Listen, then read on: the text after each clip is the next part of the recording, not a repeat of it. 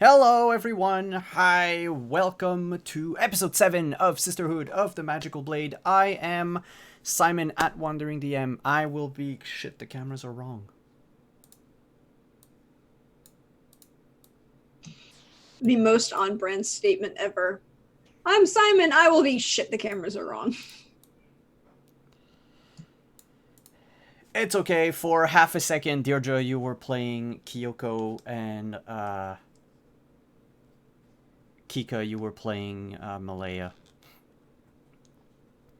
But now that is fixed. So yeah, I'm Simon at Wandering DM. I'll be jamming tonight's game. And before we delve into the game, let's just go and shout out our sponsors. Beginning with Mage Press, makers of 5th edition D&D supplements. They have a Kickstarter coming soon on July 29th. That I wrote part of that adventure. So if you are interested in sci-fi fantasy in your D&D, check out store.mageandpress.com and keep an eye out for that Kickstarter.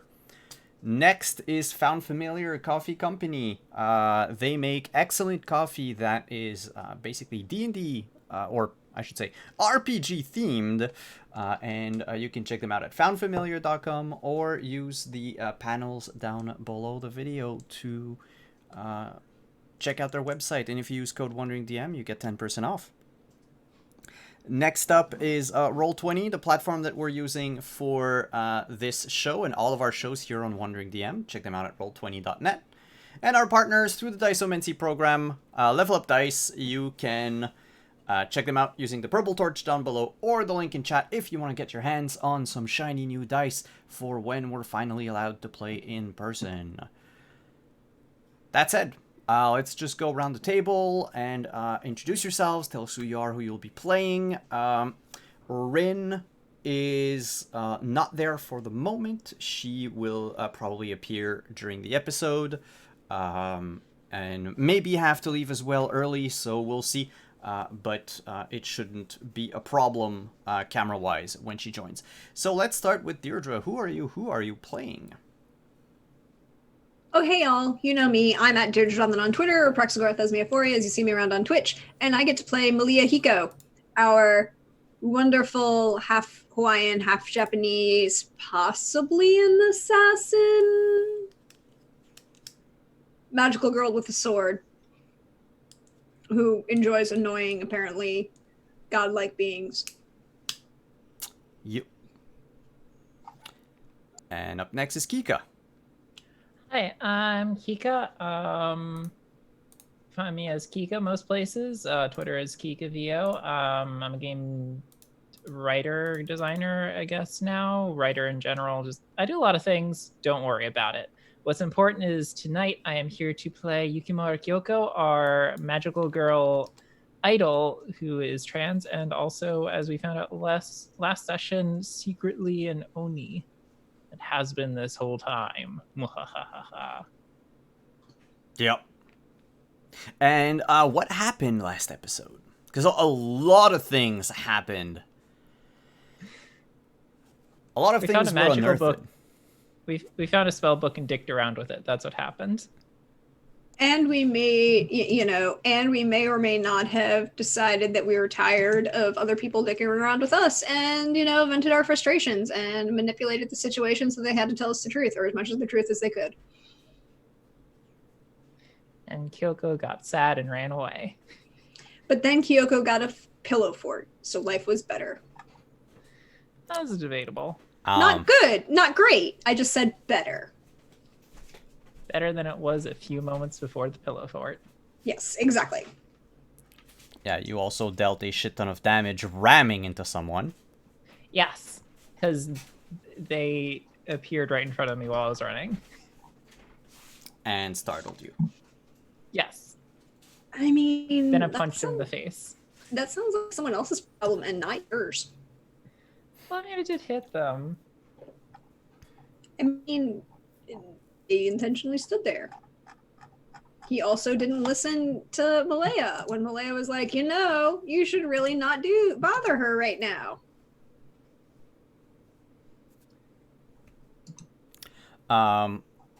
That said, the episode ended with you finally convincing Zax to go to brunch with the group, and he accepted. And so Tatsu, Kyoko, Malaya, and Zax were heading back into town. As this is happening, Tatsu will also call Tomomi. So if or when Rin is able to join, she's done her shift at the cafe. So let's move our viewers to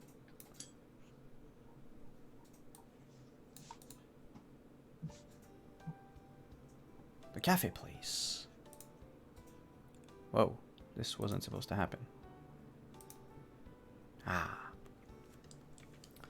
So you all gather in this small, like a breakfast brunch place.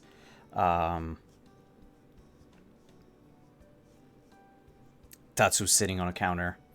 Yeah. And, oh, wait, I need to put Mr. Broody somewhere in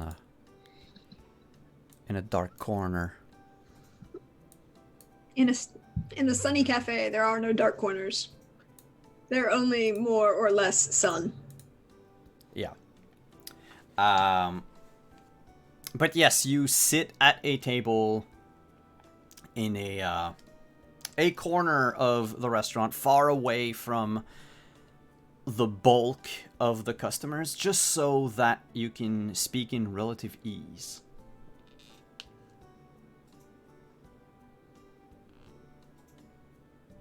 So I'm gonna scan to make sure that no one's paying that much attention to us.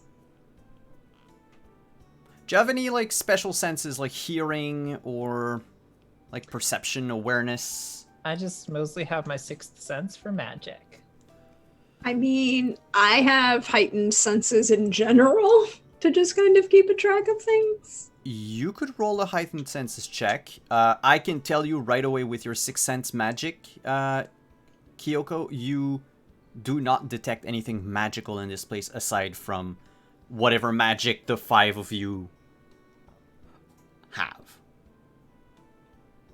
Which really is a lot. Oh, wait, is Kyoko... Kyoko's back to being Kyoko the idol, or is she still Kyoko the Oni? I thought that at the end of our last game, Kyoko reverted. I think she did, To but the I was idol. double checking. Yeah, that's fine. The mental image of big Oni Kyoko, like in, like crammed In a at like a cafe, a is tiny kinda booth. funny. Yeah. Yeah, but as an Oni, they would have probably not let you in. They would have freaked out and ran away. No, it's okay. She's wearing a trench coat and a top hat, or not a top hat, like a fedora. Trench coat and a fedora. Perfect disguise. Yeah. It is a 12 for my heightened senses. No one's paying attention. Like, people looked at you when you came in the same way you look at, you know, newcomers in a restaurant, just like sheer curiosity. But, like, there's no one paying any special attention to you. The closest family that you would have is a family of, I think they're called yokais. Basically animal spirits, animal demons. It's a family of rabbit, or like bunny people. There's like 5 kids around the table. They're making a lot of noise and a lot of mess.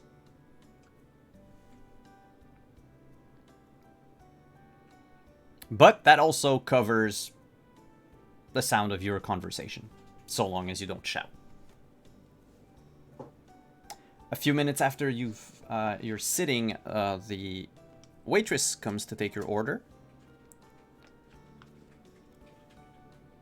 And, I don't know what y'all order, but...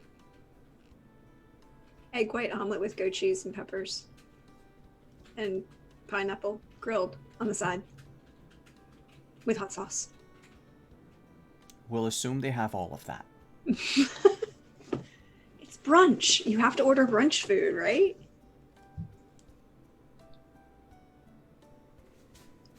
I order lasagna, They have it. and that's why I order it. Tatsu actually orders a steak raw. And Zex orders about half a dozen eggs with a pound of bacon, sausages, and other stuff. So long as the plate is like full. The waitress leaves, you alone. We'll assume for the sake of narrative that, you know, at some point the food will come in, and over the course of the discussion, people are gonna eat.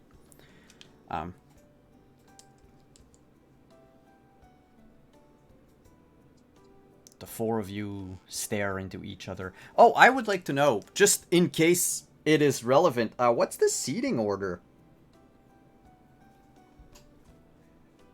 Like, if we assume two pairs of people.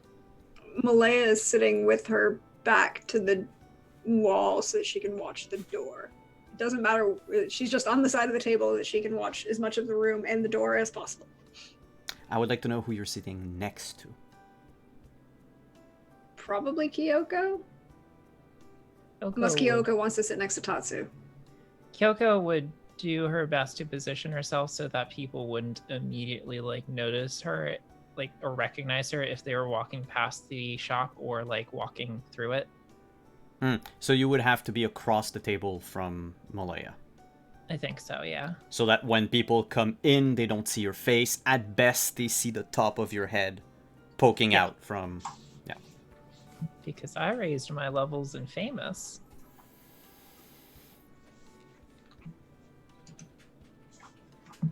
And,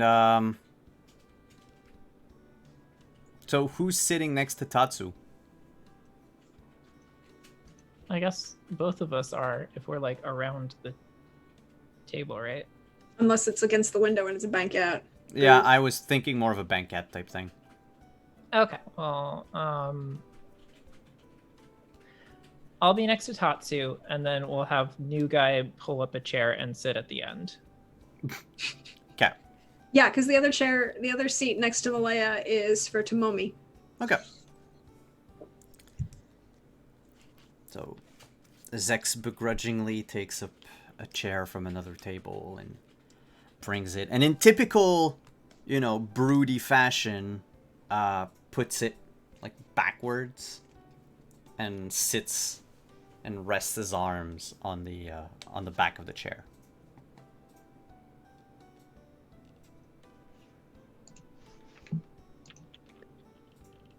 You're here to give us a PSA about drugs? Sure. Do them or not, I don't give a damn. Oh, it was because you did the thing when old people try to be cool. Wait, it's something that And old people do? Yes, you're trying to be cool and relatable to the youths right now with your sitting in the chair backwards. He gets up, turns the chair around, sits back on it properly. He's like, I'm not old.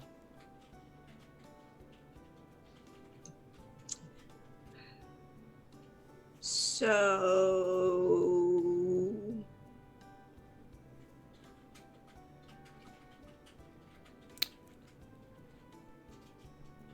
You asked me here.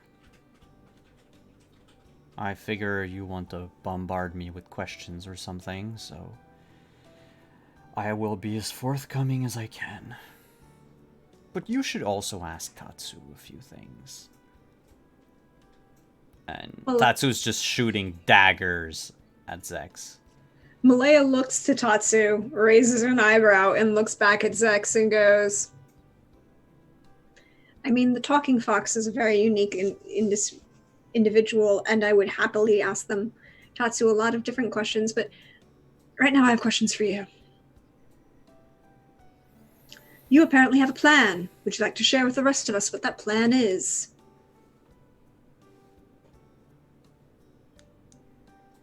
My plan is to not get involved anymore. Enough damage was caused, and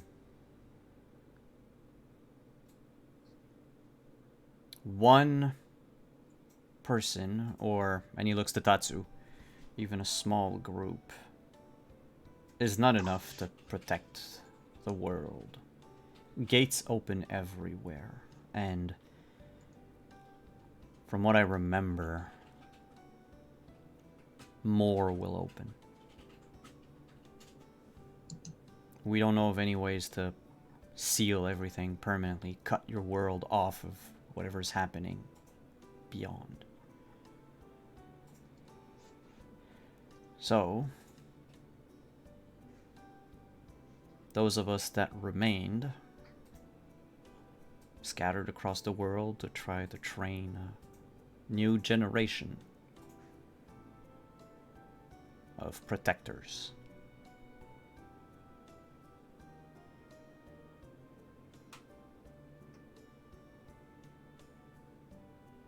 That's my plan. Just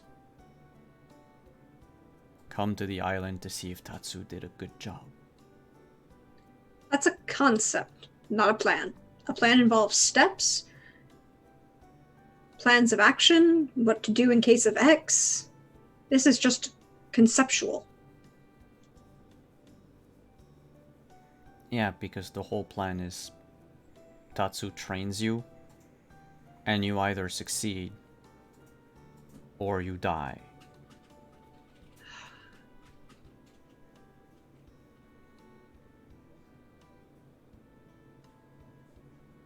And your grand glory in all of this was to stand around looking brooding into the darkness and do jack shit?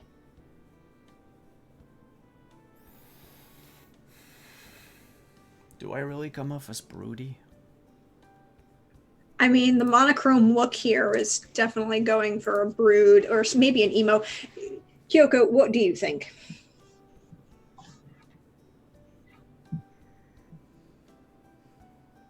Got like the color sucked out. He looks kind of like a black and white negative. Yeah, he kind of does. He needs. I mean, I'm sure there's an aloha shirt we can find. I think he would look fabulous in a brilliant hibiscus, that right, nice kind of color of a bright hibiscus flower. Linen. Ooh, a nice linen suit would look really good on him. That bright kind of pinkish purple. Sure, I bet we can go shopping at some point. I think he's trying to lean hard into looking like he just came from the 80s. But he's not even looking like... Not like high, like flashy 80s, more like the boring, like upper middle class suburban 80s. He's also kind of got that open, the open shirt thing all the way down to his waist that definitely kind of screams like... He saw a Bowie music video once. I thought that was how humans like to dress. Only Bowie counts for Bowie music videos. It's like the rule from Labyrinth. Only Bowie can be Jareth.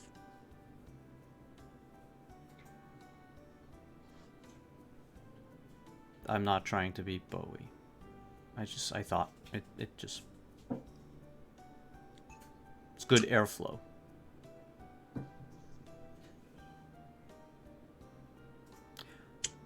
I'm sure.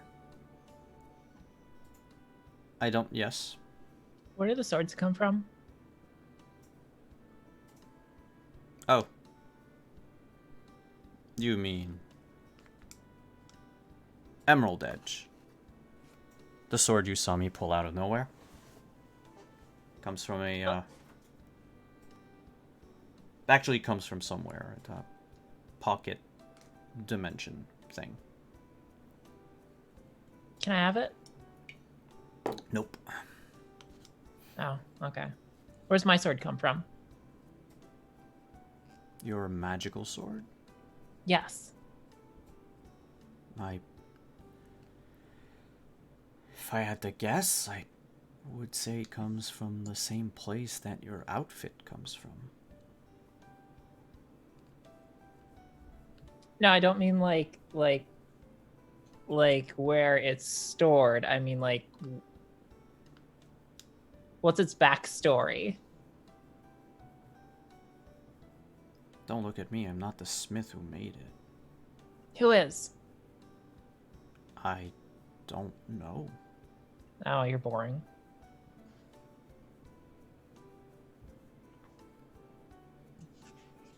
I never said that this conversation would be enlightening or entertaining. Oh, okay.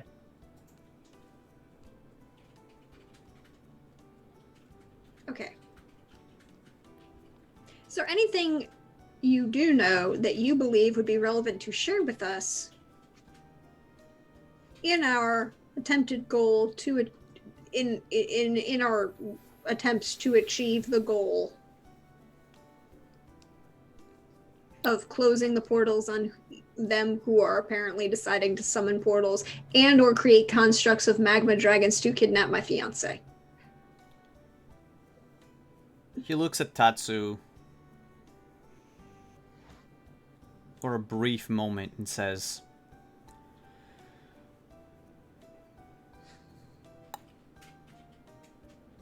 "Whatever you do, the gate must be destroyed."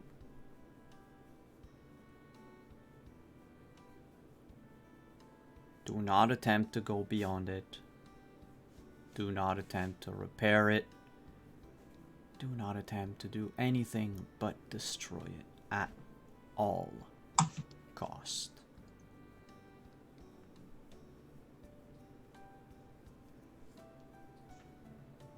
If it's awful over there, wouldn't it be inhumane of us to close it and thusly condemn possibly thousands or even millions of people to essentially a form of hell?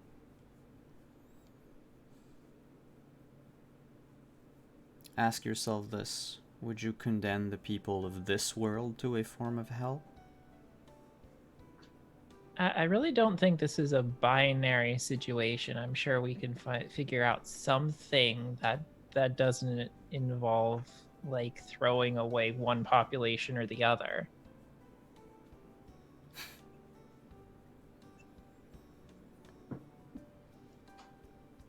We've tried many things. And Tatsu just nods solemnly. We've never found one.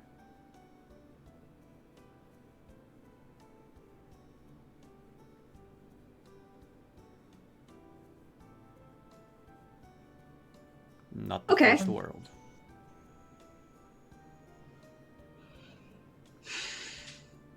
You say destroy the gate as opposed to, close it.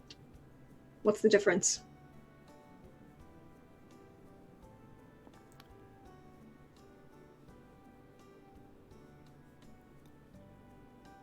The very existence of a gate means that it's open.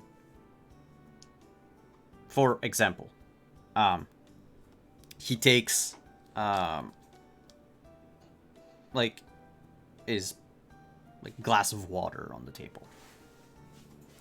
So long as the glass is there, things will go through. Now, if you remove the glass, or if you break it, right, he looks around. Don't go breaking glasses. They aren't yours. Suppose you break it. The glass as an object does not exist anymore. So it cannot function. Same goes with the gate. Okay, but what if you just made like a door? And you could just like close the door. And then if you need to get back and forth, you can open it again.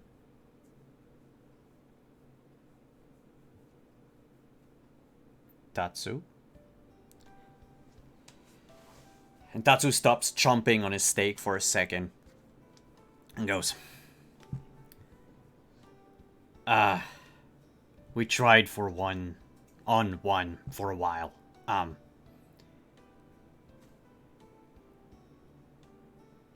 No magic that we found was powerful enough to lock the door. And allow just this side to open it. I don't know why. If Harisu was still here, she could tell you. Can we like summon her too?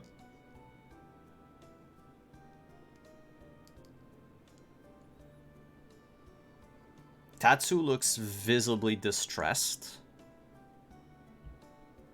And Zex just crosses his arms. And looks at you, at Tatsu, and at Malaya in turn. He doesn't say anything, but you can see in his eyes that he approves of that.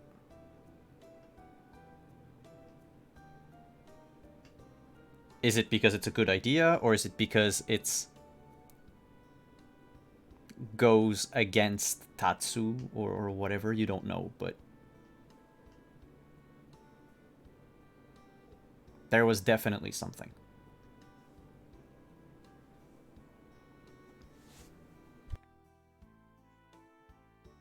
I mean, like, how complicated would that be? Like, it would probably just take like 2 seconds, right? You would need a place. Don't suggest running a seance here in a brunch restaurant.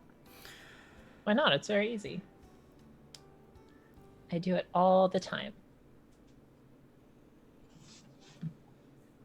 Be my guest.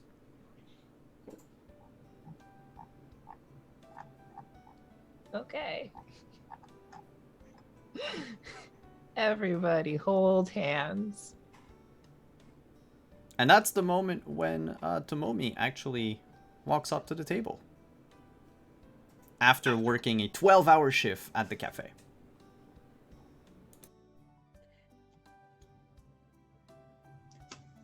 Hi, Tomomi. You want to talk to dead people? Yeah, sure. Nice. So that's 3 against 2 that haven't voted yet. I would like to propose possibly a different venue, not because of the brunch restaurant, but merely because of the massive amount of annoyance that are those 5 rabbit children. They might cause you. I mean, I might just stop them, but I guess we could go back. Should we get something to go for her in case she wants something? Throwing food. okay, like the minute the food gets thrown, Malaya just like puts a hand up, grabs it, picks it up, and pulls one of these and just takes the sunglasses off and looks at the kid and is like, I will come over there and beat the crap out of you, and I'm not scared of your parents. The kid freezes, shakes, and begins to cry, but like that anime waterfall cry. And she puts the sunglasses back on. So replace the nya nya nya nya nya by It's worse now. Yeah, it's not gonna get any better. I vote we take to go, and I think and she turns to Zex. So what was you said Mirasu's breakfast food of choice? Don't ask me.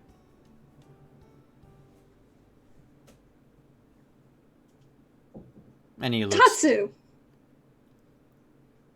Who would we ask? Tatsu is Who would sweating. possibly have a closer relationship with this individual? He just mutters, smoked ham. Just the ham? I mean, there's nothing else to go with the ham? She took a vow of no condiments.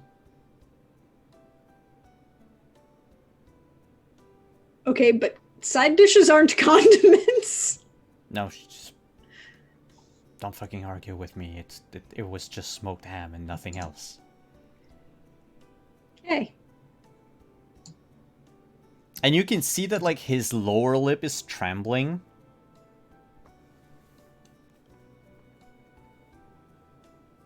And, like, if we were in an anime, despite him being a fox, like, there would be little beads of sweat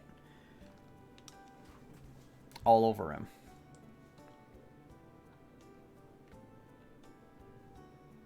Well, I guess we're taking brunch back to my place. The new place or the old place? My place. Okay. Whatever place is closest. That would be the new place, because you're still in the small village. Okay. Outside of the big city. The new place. Where I'm sure there's someone who is willing to help me in my seance. As you get up to leave, the waitress comes around. And looks at Kyoko. And says, I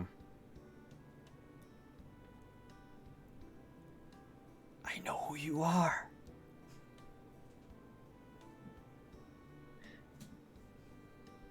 Can I ask you a question? I guess. Yes. Hello. Hello. And she takes your hand and, like, shakes it and doesn't let go. And as she keeps shaking it, she says, Can you sign? Can you sign my can I take a picture instead? Yes. Can I take a picture? Tatsu? We'll trade our food for it. And she just, like, doesn't pay any attention to him and shakes her head yes. Oh, okay. That's the rule. So that's what we're doing. So she does the, like, you know, awkward hug thing where she just, like, hovers. Hover hand. Yeah. And snaps, like, a selfie with you. She squeezes and runs into the back store.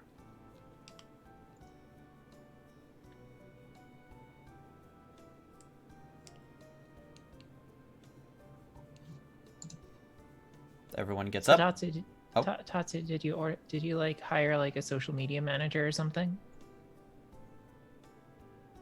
Am I not your social media manager?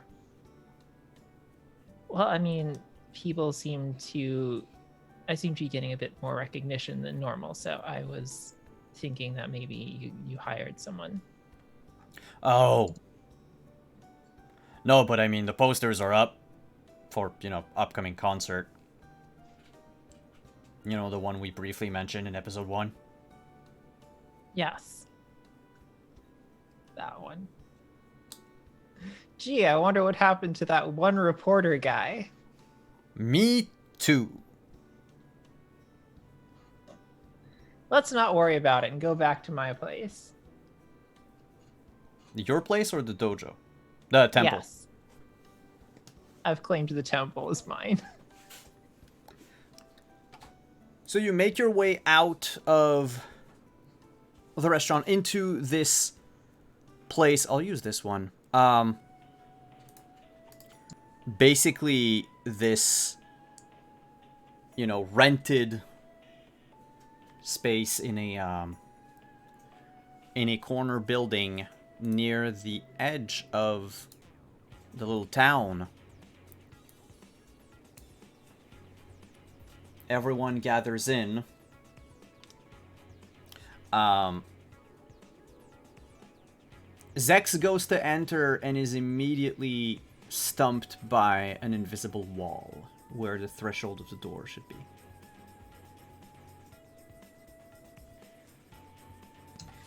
Malaya turns to Momi and says, "So does that mean he's evil or carrying something evil?" That's a good question. Both? Possibly both.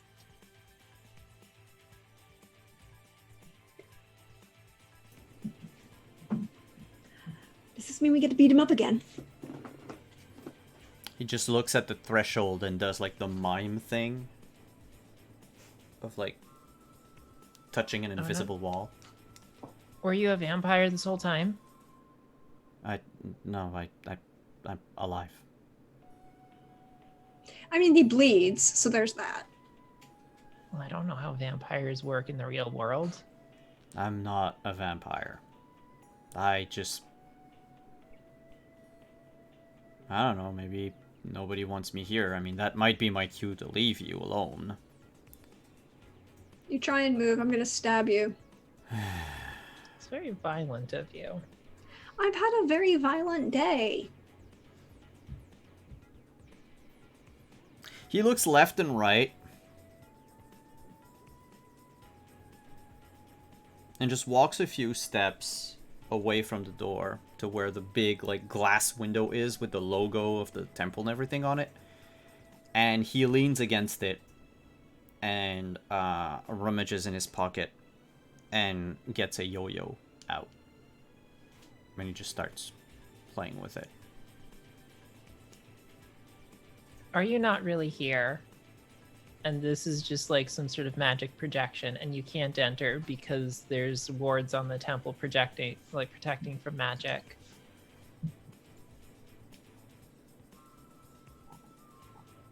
He grabs his yo-yo, puts it back in his pocket, and fades away. I knew it!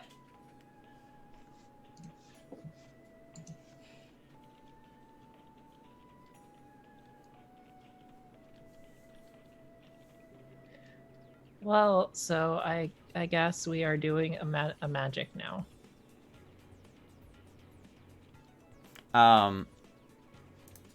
Shit, what was her name again? Mina? Give me 2 seconds.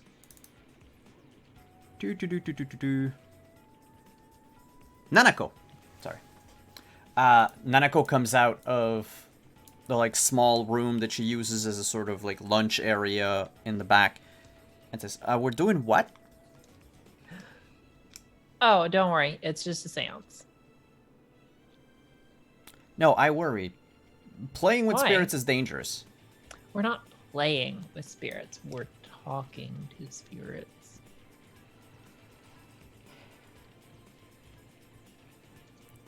And she looks to Tatsu and says, she would disapprove. And Tatsu's like, she's not here.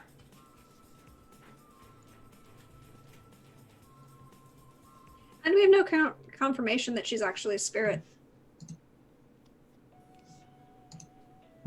And we have no confirmation on who exactly the she is that you're talking about. Pronouns are fun. Yes, you need to have an antecedent before you use a pronoun. We know. They say in unison. We know who we're talking about. But we aren't, and that's very rude.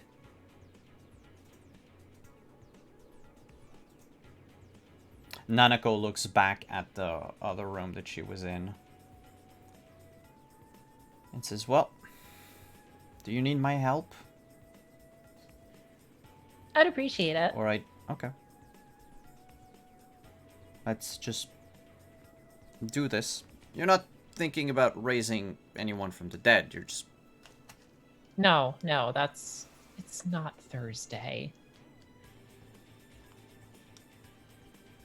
Okay, what do I need to do?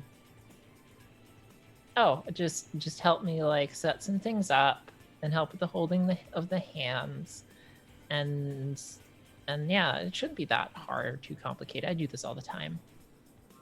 So cut to like a few seconds later, everyone's sitting on the floor, cross-legged, holding everyone's arms. There are probably candles burning or something. And Kyoko, you're leading the seance. I'm going to need a roll for that, though. A medium roll. Okay, do I get an extra die from help? Because everyone's helping, I'll say get an extra die. Yeah. So that would be 2d6 plus your medium plus 1. And I will be using my lucky die. Go.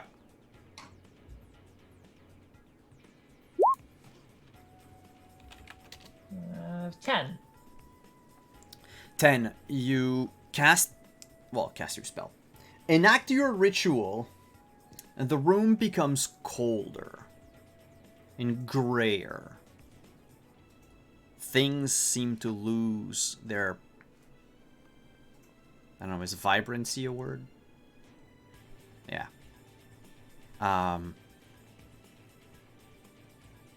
The candles flicker. And then the temperature rises back up. And colors come back. And the candles go out.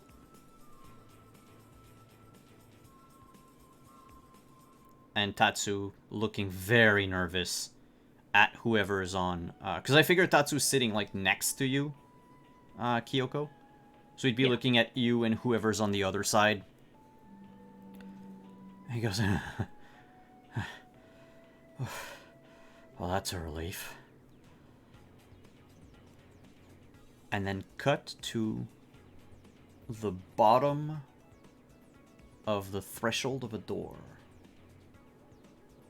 And there's just like this one foot covered in a white sock that slides forward. And then another one.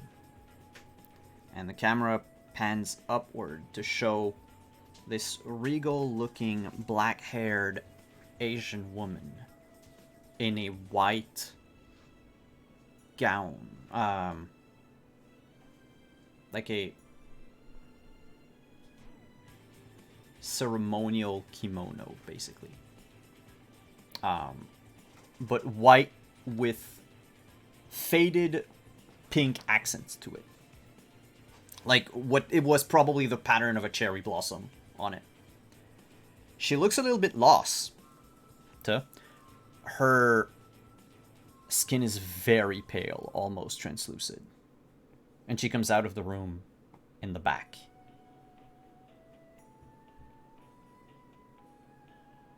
And her hair, her black hair, is actually covered with a coat of rime. And says, you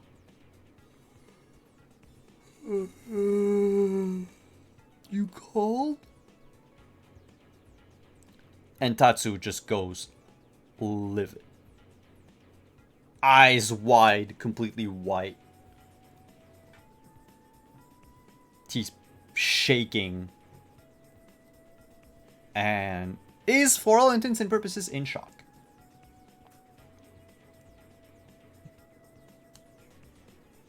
Hello, friends. We had questions. Okay, but I need to go back to sleep. It won't take that long. We brought you some smoked ham.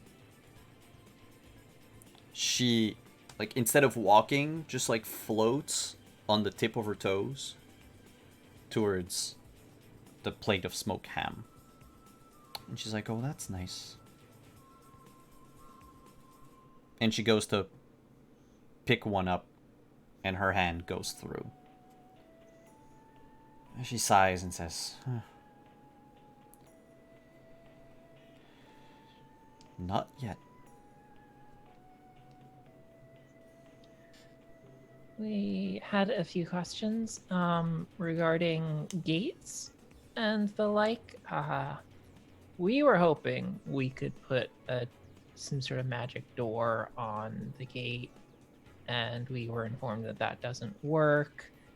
I guess we want to know more about them in general. I'd be happy to help. Well, we would appreciate that help very much. I'm not the only one that has to ask questions. Everyone else can participate in the question asking. You were all holding hands, so I'm beholden to all 5 of you.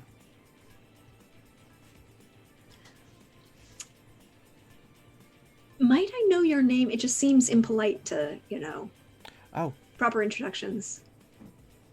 I am known as the Enchantress, Mirasu. Pleasure. I'm Malaya. I'm Yukimura Kyoko.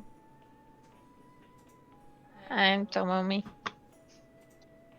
Nanako says, I'm Priestess Nanako. If you would like an advance copy of my latest album, I could give you that before you go.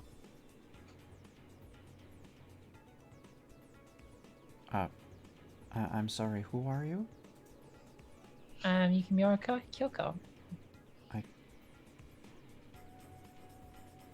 I have not... I'm sorry, I don't know who you are. I'm Yukimura Kyoko. She's a singer. Oh. That's nice. Yeah. I sleep all the time. I can't listen to music yet. I mean, it's very relaxing.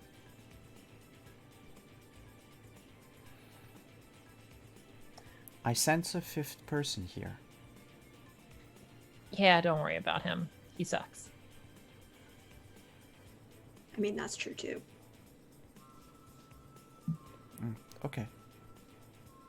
So. And she floats back like a foot. And you realize that now that you're closer to her, her eyes are like very, very pale. Almost like she had, shit, what's the name of that?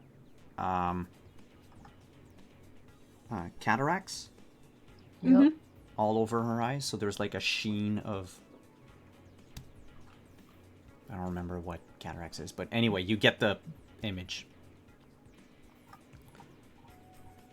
So, you are allowed 3 questions.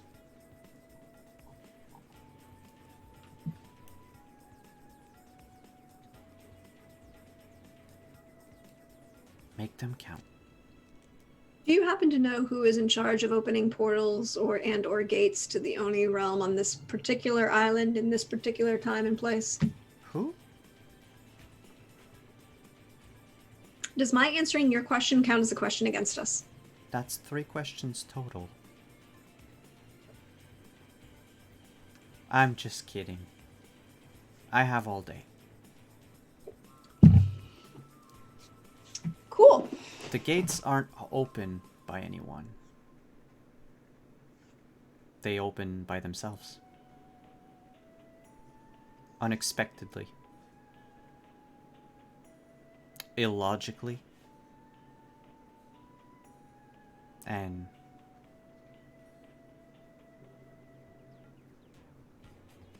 at random. They do not follow a set pattern. Neither do they follow the threads of fate, even though the threads are required to cross from one world to the other.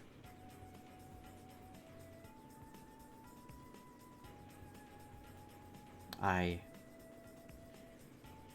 used to have a helper in those manners. One that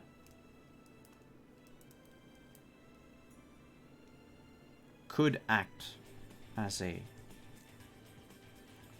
sensor for when a gate opens. But I do not know what became of him.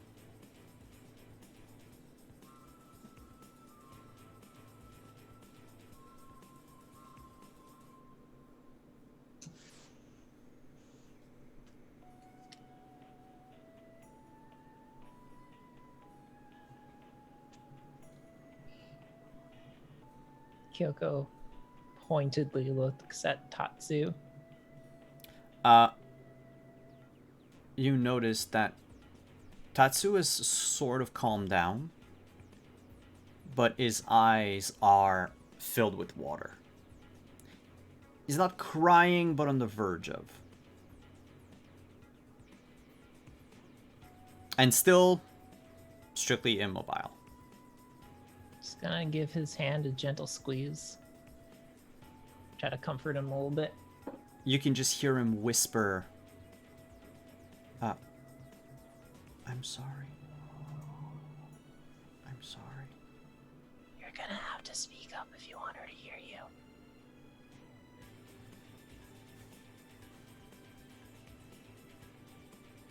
I'm sorry. No, louder than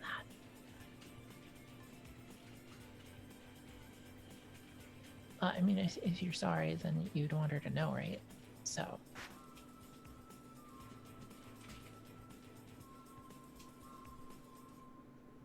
And he just goes back to like this blank state. Unless you can shake him out of it, it might take a while for Tatsu to do anything or to say anything. He might never say anything. Like, not never ever again, but I mean, so long as Mirasu's in the room. Okay.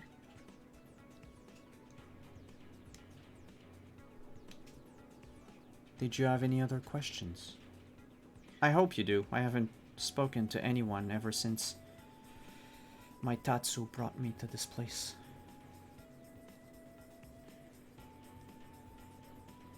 This place, you say? You said this place. Yes. I sleep in the back. And Nanako just goes...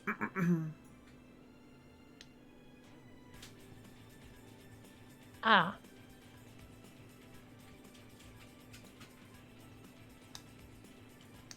So...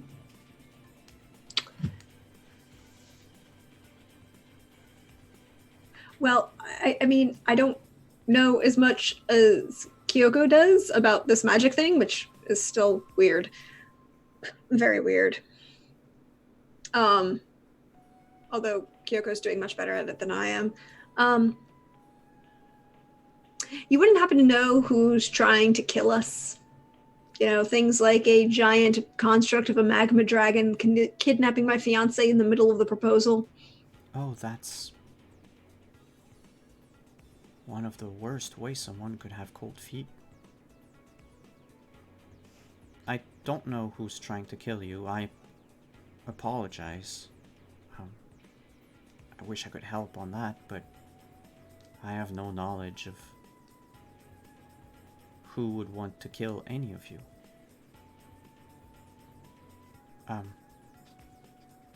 You said a dragon construct. Well, according to Zex and Tatsu. And all the magma that spilled out of it when we cut it. Yeah. Tatsu is still alive? Yeah. He's my Tatsu, say hi to your... manager. Yeah. He's your what? He's my manager. Is he here? Well, yeah.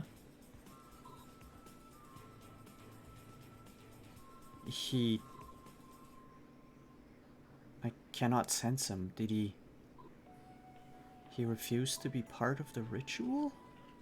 Oh, he helped. He's just feeling very shy right now. Uncharacteristically so. Well, if you can hear me, Tatsu, it was not your fault. You did what you had to. We all did. And if it wasn't for Zex, things would have been worse. I am content to just wait for you in my bedroom here, where you brought me.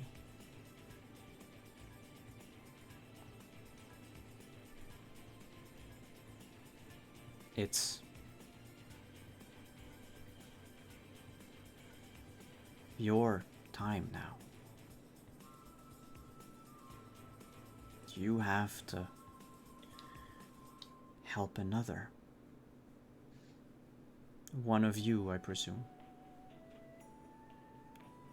Kyoko, Yeah, if he's... Oh, yep. 3 of us. But Kyoko, you said he was your manager. Yes. He's my manager for my idol career. Just out of curiosity, and this is strictly between you and I and all the other participants,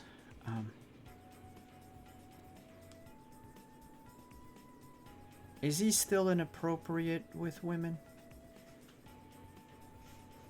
He is not inappropriate with me. I don't keep an eye on him all the time, so I cannot say for sure. No, that's... I have not seen him be inappropriate with women. I have, however, seen him fall deep into a pyramid scheme. He's inappropriate with money now. Yeah. Well, that moves one flaw somewhere else. It's good. He is growing. But don't worry about it. I have an accountant now. You say so many words that I don't understand. Oh, come on. You know what an accountant is. Despite what you might think, I am not from your world. I might look like one of you, I assume, from the familiarity with which you speak to me, but I'm not. I'm from another world. I'm what one could call a daemon. Except, I guess I'm the spirit of one. Do you know how to possibly restore the memories of someone who crossed through a portal?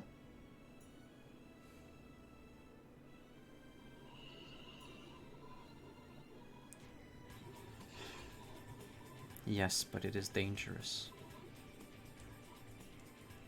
I've only seen one person do it.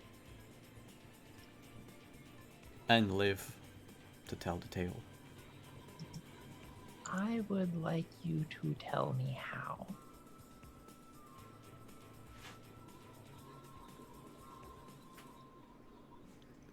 Go through a gate.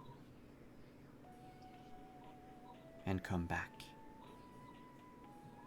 I know it sounds simple, but once you're on the other side, anything can happen. But if you find your way back, holding on to your thread, you will come back with all the memories that you had in your world.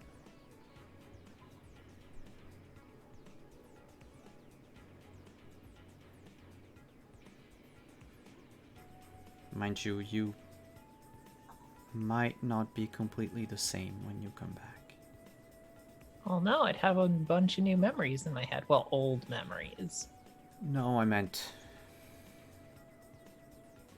fundamentally changed. A sort of taint, if you will.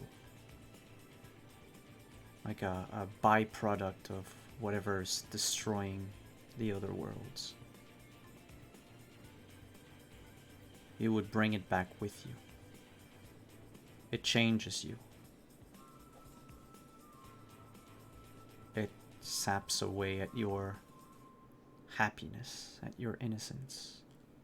It's a constant battle. I've seen it with my own eyes. Oh, that's what happened to Zax.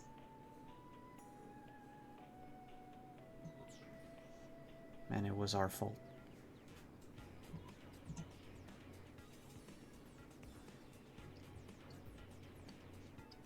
Well, technically it was Tatsu's fault, but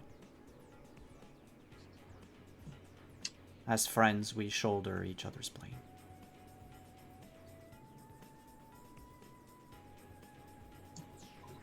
And that's why the two of them are not really on speaking terms anymore.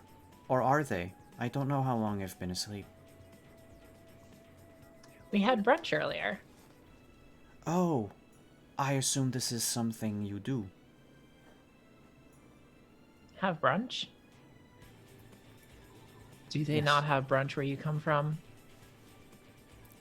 It's not a word I'm familiar with.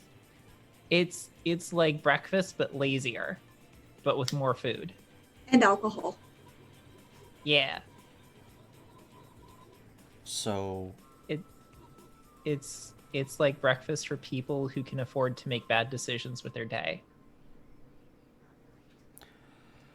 oh. It's a rich person's breakfast.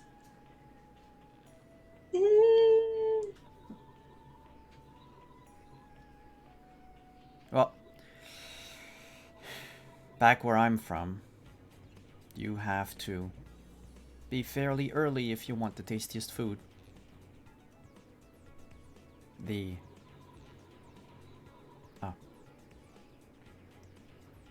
We call them food dens. The dens are open from a little bit before sunrise to a little bit before the sun hits its zenith. It's a place where you don't have to run after your food. Or if you are like me, you can just learn how to conjure it. That's why so many of us became magicians. You know, never have to hunt your food ever again. The lazy way out, my parents used to say. Well, look who's lazy now.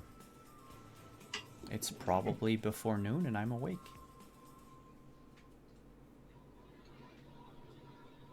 Narrator voice. No, it is not. She's not awake. Mm-mm. The only memories I have of eating from my youth are vague and disturbing.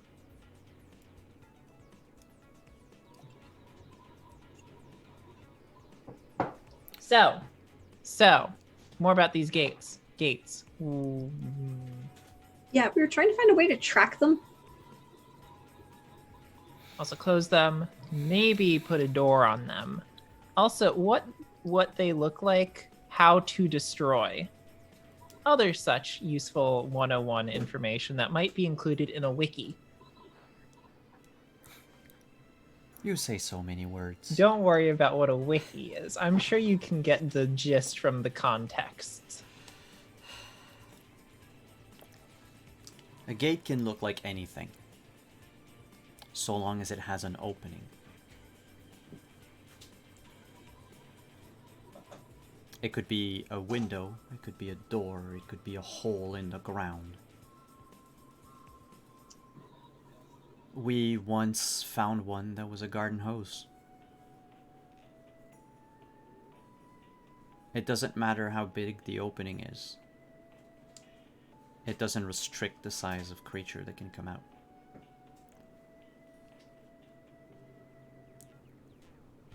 Nor that can go in, though Zex's was fairly large when he went in. A bit too large.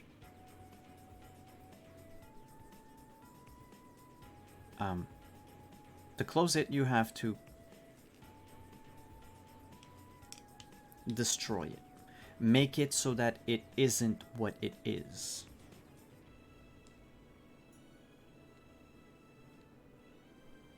And So just break it. that could work. The garden hose, we had Tatsuna on it. It was funny because anything that touched the garden hose became like a thing they call a gummy. So his little teeth couldn't do anything. And we just laughed for a while. That was the good old days. Anyway, he ended up being able to bite through it, and a hose with a hole is no longer a hose.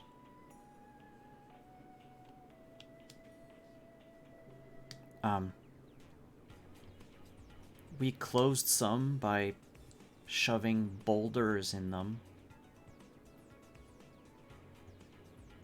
I recall one of the doorways, we just collapsed the entire building on it. Of course, we make sure that nobody's in or around where we need to do that.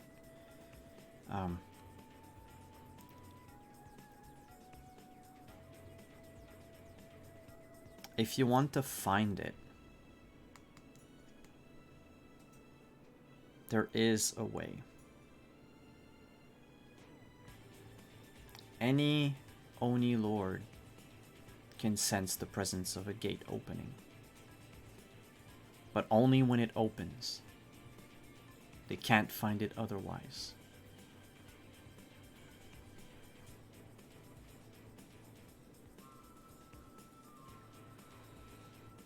There is another method.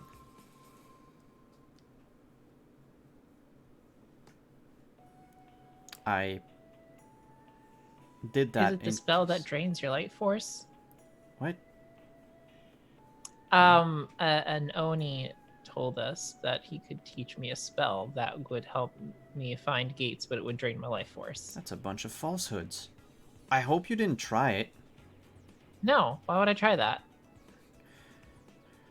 No, nothing.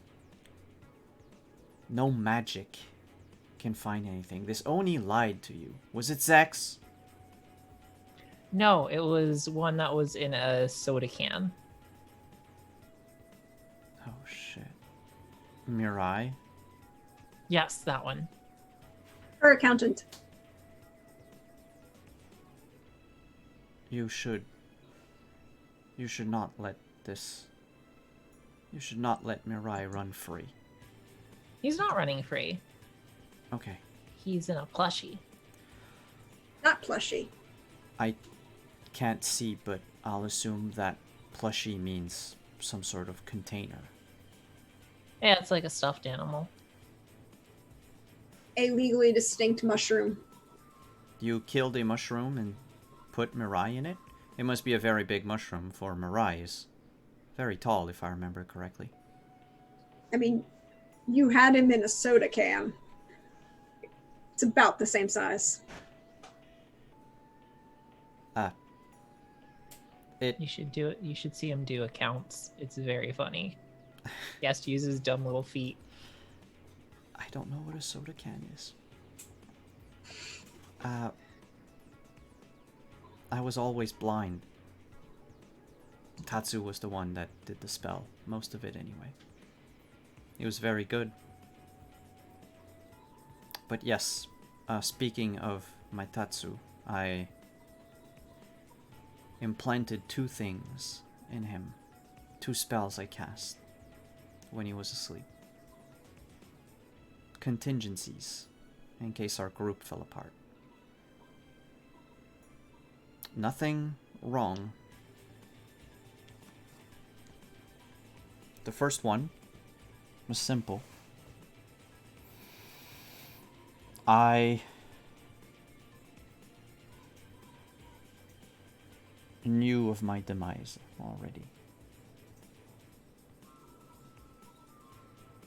And I didn't want Tatsu to be alone. So I cast a spell on him. When I died, a spark of my magic would fly free. Think of it like the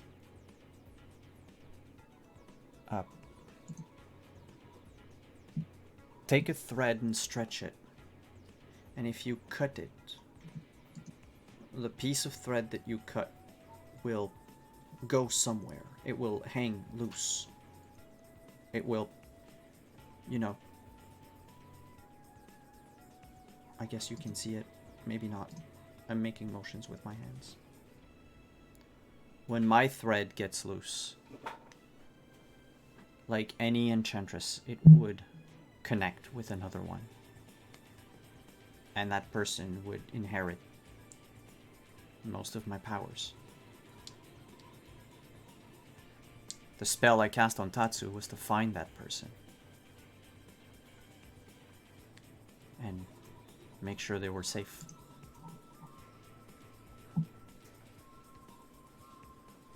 Who could it be?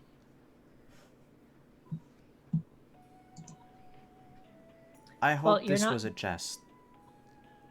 Well, I mean, you're not gone yet fully, so it probably hasn't happened yet. That's when Tatsu mutters something else than "I'm sorry." And he says, no.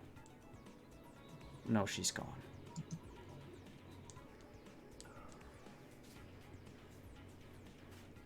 But she said she was just sleeping.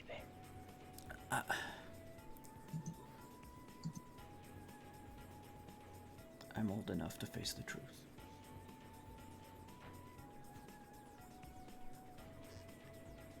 And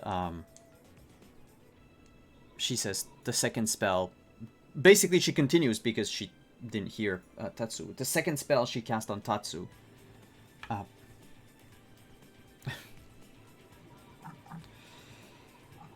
Tatsu can be used as a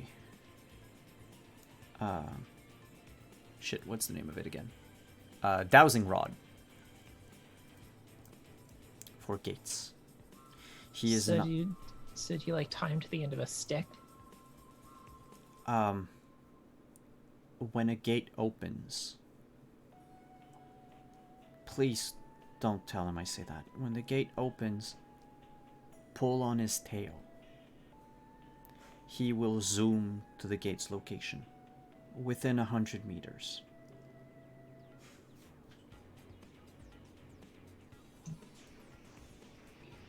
That's interesting. That's good to know. It would have been helpful to know that earlier, but I don't think he knows.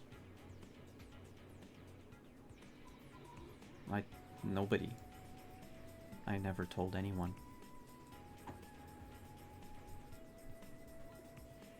It would have been useful information to tell someone, honestly.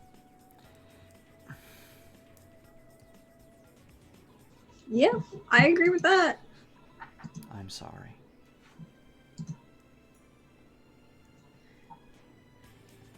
That's fine. I'm not gonna... I didn't summon you here to be mean to you. I'm sorry. Well, do you have any other questions, or can I go back to sleep? I mean,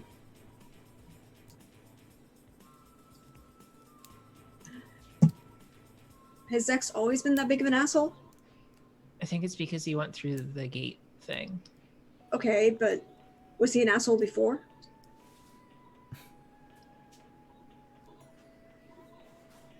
No, he was an angel. An angel. Like a literal one or a figurative one? He was the sweetest person. Okay. Okay, see now I'm concerned about doing this for other people. And she kind of looks at Yoko like,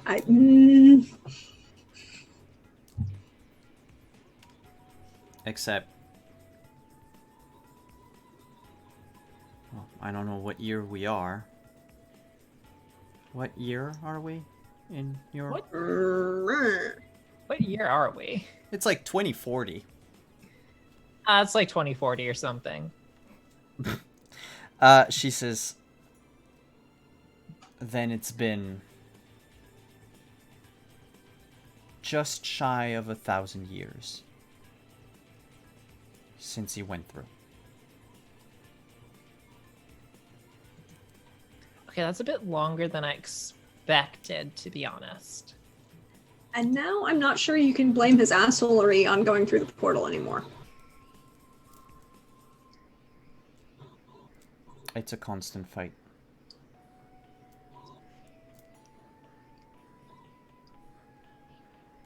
Who knows what happened over the years? He was already a bit arrogant. There we go. But I don't know what he is now. But he always cared. He always did.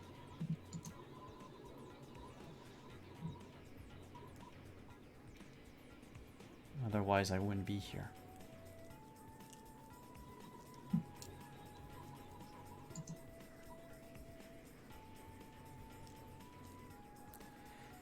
This is not my story to tell.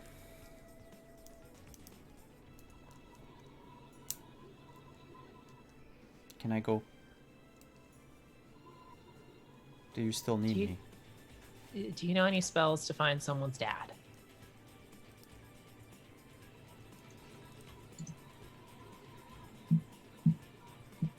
Actually, yes. Can you teach it to me?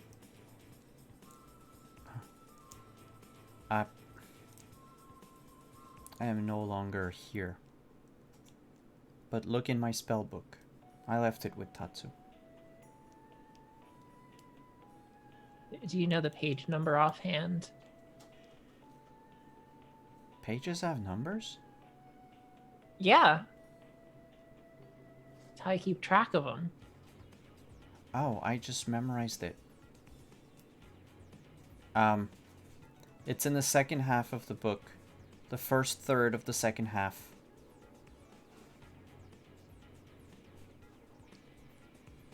And it's on a page on the left-hand side. First third of the second half page on the left-hand side. Got it. Is it before or after the page with the onsen spell? The spell of relaxation. Wait, how can you know? Almost nobody ever was able to summon a full onsen with this. We both did it. Even I struck. First try, too. Well, no need to boast. And then they started competing with each other, and it got weird. Oh yes. Spells aren't made to be duplicated. Not cast at the same time. It brings odd results. That's good to know. So is it more around where the onsen spell is, or more around the spell that calls Zex? It's...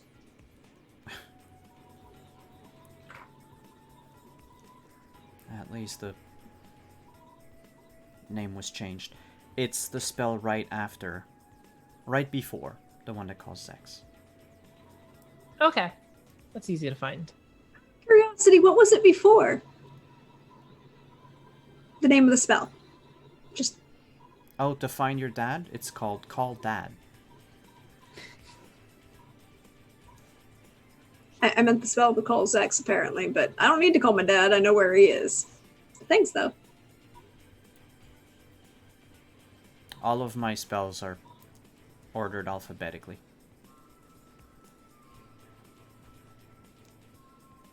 So call dad comes before call Zex, which means Zex is not actually what you would have called him. Can I go I don't back know this that I want way? the answer to that question. Was it listed as Call Daddy? The spirit blushes, like the anime blush.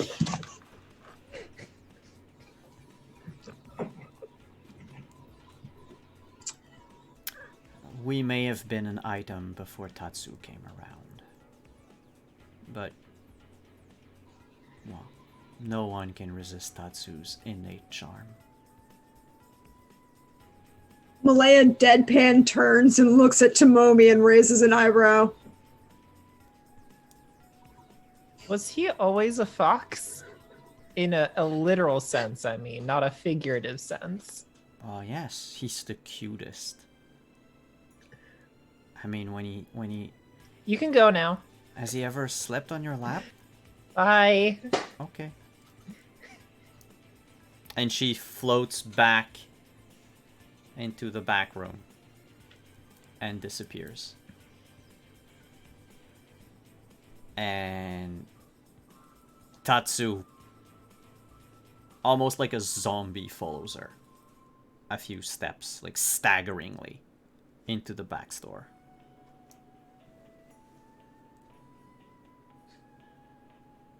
I think this one here needs some, like, tea or something. Calm it down a little. Yeah, Nanako's going to go make tea for everyone. Malaya gets up and walks out the door and kind of turns to see if Zex is still playing with a yo-yo leaning against the window. No, that image faded away. Oh yeah, okay, that's right. Sorry, never mind. When you do exit to check, you notice that there is a man purposefully walking your way, waving at you. Do I recognize him? From that distance? Not really. I mean, it's a man wearing a bright red and yellow print Hawaiian shirt with cargo shorts and sandals. She'll kind of do that half smile nod and go back inside and close the door. He either solves crime or has covered wars before, you know? One or the other. Oh, he makes his presence known easily by like putting both his hands and his face pressed against the glass of the dojo. Would I be able to see him then? Oh yeah, now the three of you see him. You see Zex dressed as what his definition, I guess, of laid back is.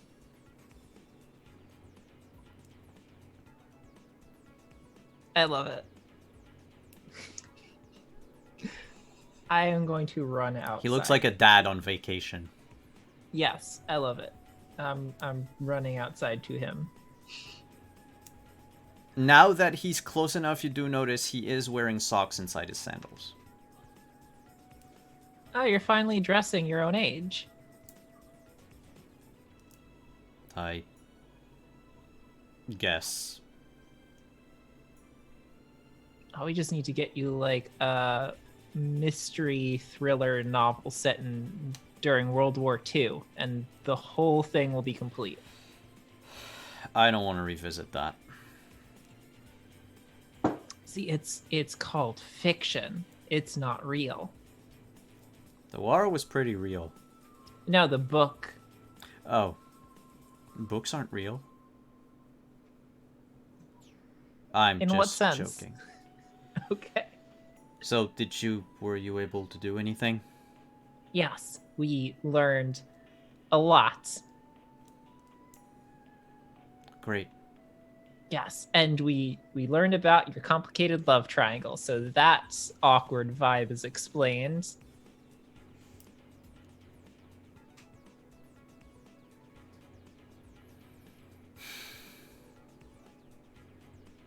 She always was one to talk a little too much. Aren't we all? And just as he's about to answer, he reacts like something stung him in his back. Like he arches his back like suddenly and springs up and looks at you and says, "Gate." Where? Tatsu! We learned a new trick with Tatsu. I'll show you. Go ahead. You go back in the temple. He follows, slams against the invisible wall. No, I'll bring Tatsu to you. I'm gonna like go run, grab Tatsu. Tatsu is in the back room, and both of his front paws are pressed against a massive freezer. What the? Did you put the dead girl in the freezer? And he's just Tatsu. like, petting. Tatsu? What? I was gonna be respectful, but this is weird. And I grab him by like the scruff, and I run off with him, and I say, "Come on, What's team, going on? It's sunglasses on, go time." What? Why? Where are you? It's go time. I was supposed to pay my respects. It's not respectful when you're petting the creepy when you put a dead girl in the freezer. Tatsu, go! His Malaya's just kind of like running after. And I drag him out to where Zex is. And Malaya just kind of does that half turn and was like, Tomomi, you're coming, right? Oh yeah. Yeah. Zex looks at Tatsu when you bring him out by the scruff of the neck and he says, "How is she?" And Tatsu looks at Zex, a little bit confused for a second, but he says, "Minus 14 degrees. And anyway, Kyoko just pulls his tail. Tatsu's eyes turn completely white. His little, Bluetooth headset that he always has pops off. His ears begin to flick. Do you let him go? Yes. He falls on his four legs, looks left, right, and goes like Mach 1 type thing. Enough that it blows the sound barrier.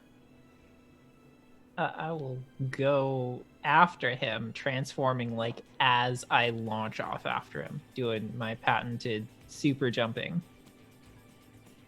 So you jump up in the air, and it's like a special transformation sequence because it's not the same as usual. You do that. Malaya, what do you do? She pulls this. She's already running, but she pulls the sword as she's running and goes even faster than usual because she is very fast. Malaya ninja runs, and Tomomi. No, she does not ninja run because ninja run means that you can't pull the sword and have the single one cut but kill. I mean, I didn't say Naruto run. And what about Tomomi? I run after them. All right. Zex takes up after you. He just like runs. And after, so you go from that village, and you begin to circumvent the island. Back to Circumnavigate? Circumnavigate, yeah. Yeah, circumvent would be going around it. Well, it would also be avoiding something. You go through the town, and then a little bit to the northwest. Like, that path that you took to get to the mountain in the early episodes, it's off that path. It leads to a mansion. However, halfway through, Zack stops running, begins to huff, and just... and disappears.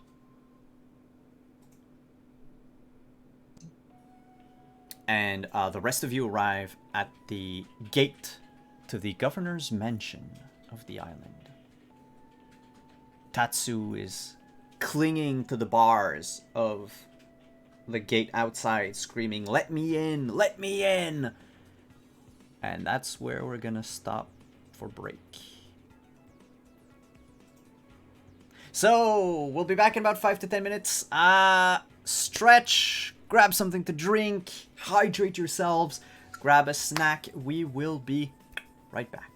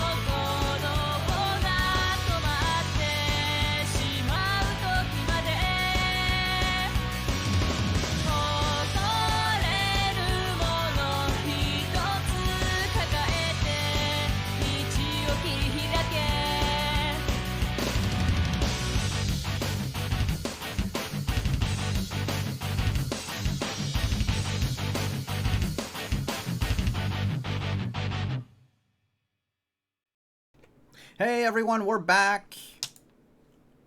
Hello, hello. I'm on the right microphone. Okay. So, the group faces the gate that leads to the front courtyard or the front yard of the governor's mansion. When we're talking about mansion, we're talking about this, like,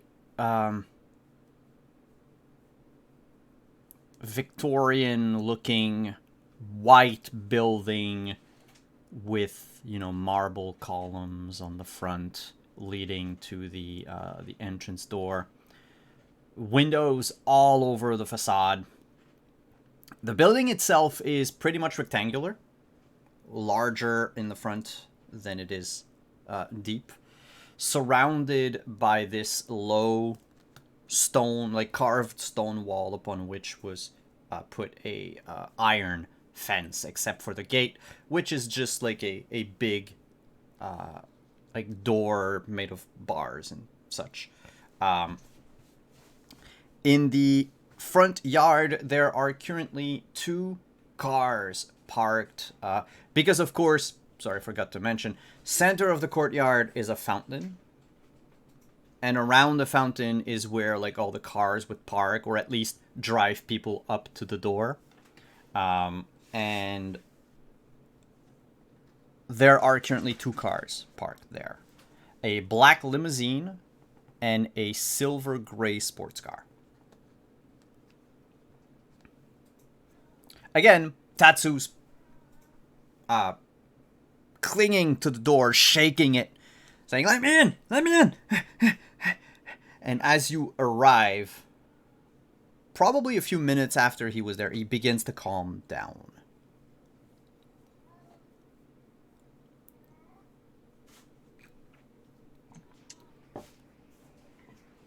Do I happen to recognize either of those cars?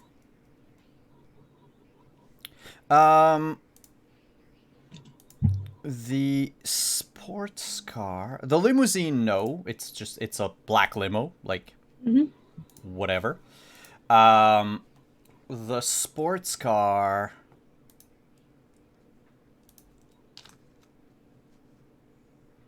no, actually. The silver sports car, you have not seen it before. In fact, you would know for a fact that you have not seen that car on the island. As in, it is brand new to the island. Well, that one's not naturally here. And, No cars are naturally here. I meant in this particular case, it's not one that that I would believe any of us had known. coming out of the mansion from the door is a man with glasses. Not with glasses. a fedora. And he turns to speak to someone behind him that you can't quite see. And turns to go towards the silver car as he throws keys up and down in his hands. And seeing the three of you at the door, just waves before getting into the car. Don't forget to buy my album, out next week. Right after you say that, in fact, the ground shakes. And the roof of the mansion explodes. A giant black creature, humanoid, springs out from inside the manor, breaking the roof. You notice it's doesn't look like a monster, more like a giant armored knight dressed completely in black with a black cape. The only thing that is of a different color is this one glowing red eye in the center of its forehead.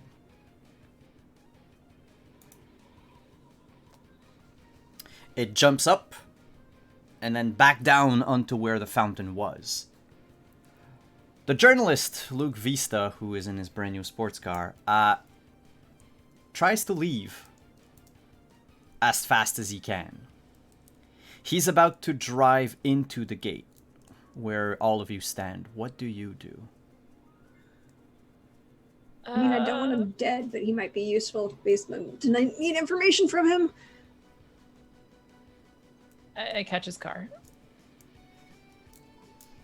Before or after he runs through the gate? Because he's on the other side of the gate, so he's gonna have to go through the door, which seems to be his intention. Oh, like the gate to the courtyard. thing. Yeah, like if I draw it really quickly on the overlay, for example, you would have like. No, I got you. Okay, and the car is going that way. I don't want him to like get into a car accident. I don't know how strong this gate is compared to his car, so I think I might actually just rip the gate out of the way. Okay. That would be a DV4 strength roll. Strength and Yeah, so if you have like strong or whatever. While Kyoko is unhinging the door, what are... Oh, yeah, you're fine. Kyoko, you like take up with both hands, like grab one of the, or both of the doors and yank them out of their hinges. Malaya and Tomomi, do you do anything while this is happening? Well, she did the full transformation sequence already, so she's wearing the black and white and hakama with red roses on it, and she is gonna go around the car, like run up the hood of the car and down the backside, to kind of put herself in the line of fire with this giant night person. Tomomi moves out of the way, lets the car go by, and then walks to go beside Alea.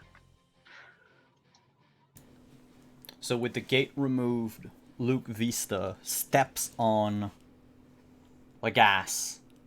Kyoko, do you try to dodge out of the way of the car? is he trying to hit me?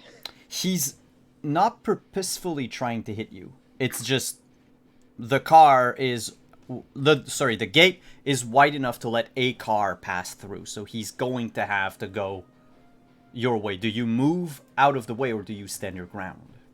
Is more what I would ask. Because he's not aiming for you, he's just trying to get out. Okay, but he's trying to get out without any sort of consideration for the people in his way, so that's very rude of him.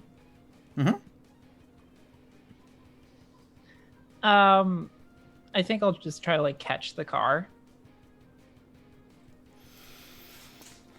That will make it an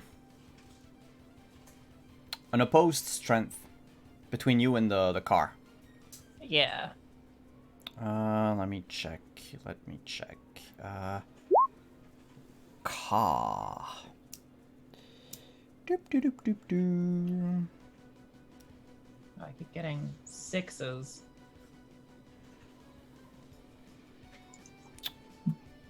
It's just like, what is the absolute lowest we can make you get while rolling 7 dice?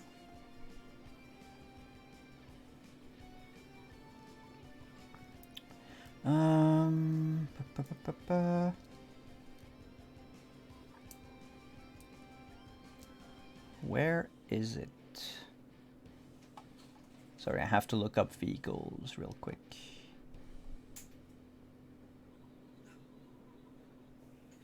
It'll be pretty hilarious if this car just like fucking wrecks me though.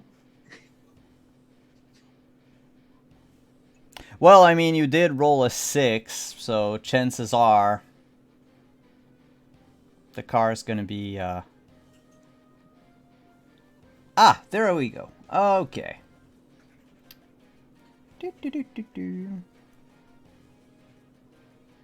Car's gonna get like an 18 or something. Okay, it's just got an awkward size. Okay, that's what I wanted to know. No, in fact, it has 6 dice.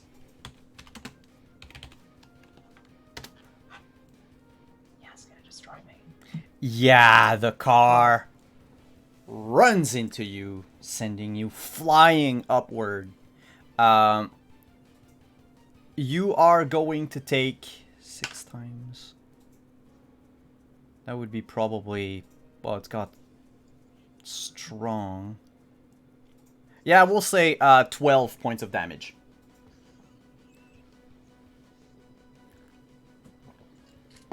Ow. And of course, like, as you're getting punted in the air, you drop the gates that you had in your hands. Does she artfully drop, does she awkwardly drop them on top of the car? I hope so. I mean, it's up to you. Do you let them go? Like, do you throw them out, or do you just let them go? I'm gonna be mad, so I'll throw them. All right. So yeah, the car doesn't go really any farther as a gate basically lodges itself in the ground right in front of it and right in back of it.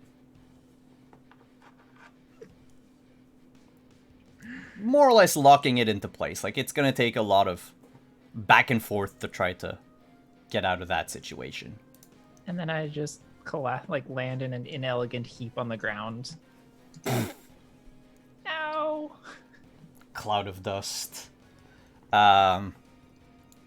Tatsu puts himself between the other 2 girls and you, Kyoko.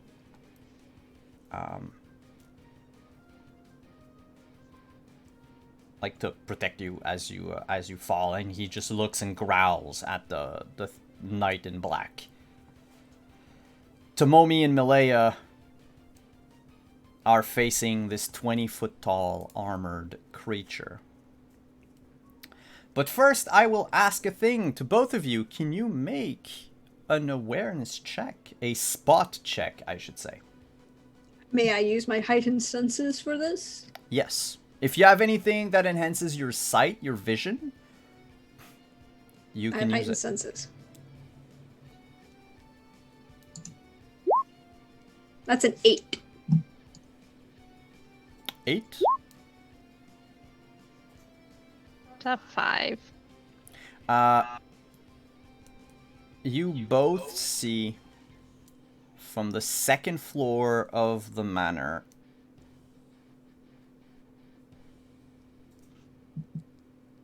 the governor, hands clasped behind his back, his anime glasses shining white as he looks down into the courtyard, a smile on his face. However, Malaya, you can also see someone else a few windows over. A small figure.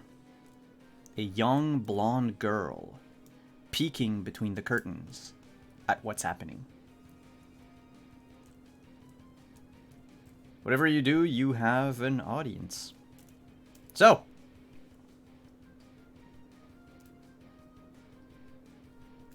I guess we roll for initiative. That's just straight. What? That's just straight 2d6. Let me just get back up to the chapter on combat. It's 2d6 plus quick. Can I use agile? No, it's specifically quick Okay. for that. Ooh, alright. Well, 6. I got 6 also. I got Wait, hold on. No, I didn't get 6. I got 5, but it rolled 4 dice again. And I only told it to roll 2, so 5. So 6, 6, 5, and in my case, 4. So it's the 3 of you can go, and then the knight. Kyoko will just like get up on one knee, take a deep breath, and use her regeneration ability. All right, what does it do for everyone at home? Regeneration. I use my turn to heal. I roll 5d6, and Okay. it didn't roll right. I don't know why the sheet doesn't want to roll properly all the time. But hey, that's 12. Nice. So you're back So up. she just sort of like glows sky blue, and her like bruises just fade away.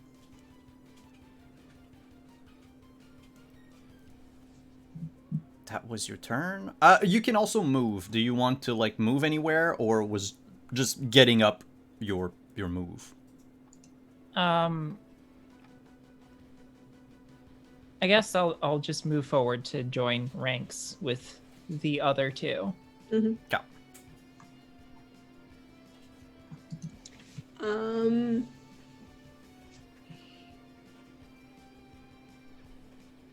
Oh, I can see this little girl, right? Through the window. Mm-hmm. And we have this giant... Cyclop Dark Knight in front of you. Yeah. Do I see any, like, video cameras pointed at us specifically?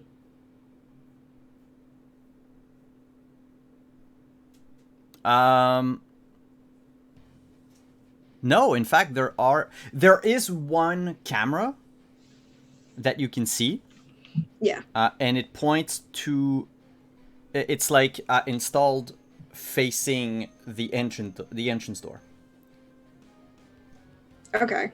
So like you would see like people coming and dropping something in front of the door. But instead of the Okay. camera being like set next to the door and looking outward, it's on the little roof above the entrance door, and it points towards the door. Well, sort of downwards. Anyway, you see people that come in and out. You see their faces. Okay, but it's not like it's pointed at us. It doesn't point towards the courtyard. The only two people that are watching right now are the governor and the little girl. Well, little girl. What looks like a little The girl. blonde girl, yeah. The blonde girl. Is it... Can I see... You know what? I'm just gonna try. I'm just gonna do this. Can I hamstring this giant knight? Like, specifically attack a... Like, leg? a knee joint or an ankle joint? Yeah? Cool. Did I say 20 feet? I apologize. It's 12. 12 feet tall? Yeah. That's only 8 feet. I mean, I'm still gonna go for like maybe the hip, maybe a leg joint, the hip, the knee, the ankle. Yeah, it's just I misread. But yes, it's 12. So it's like twice the height of a tall human. Yeah, I'm gonna try. If I hit, I'm not going to do damage. I'm going to use the other feature. Yes. So, crap, that's a 6.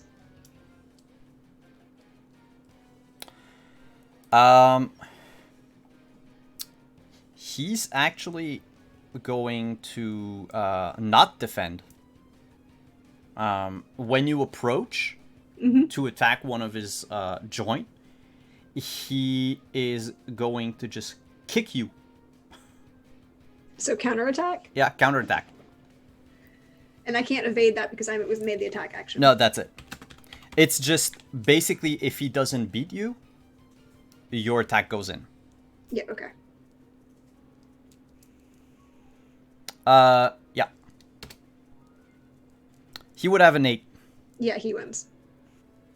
What's the difference? What's your highest? 5?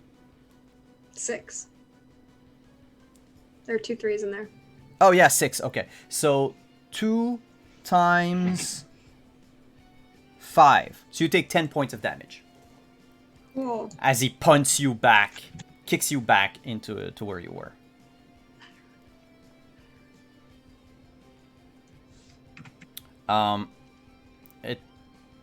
Since you got close to it, you can hear a weird, like, hissing coming from his armor. Tomomi, you're up. Okay. So I'll summon my sword. Well, I'll cut myself and make my blood sword appear. And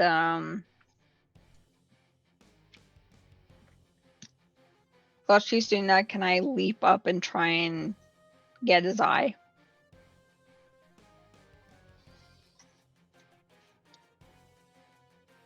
You can certainly try.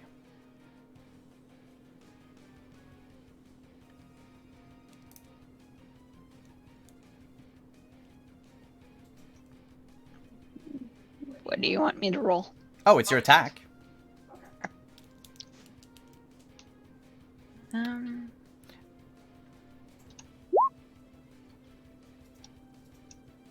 So I got a 6.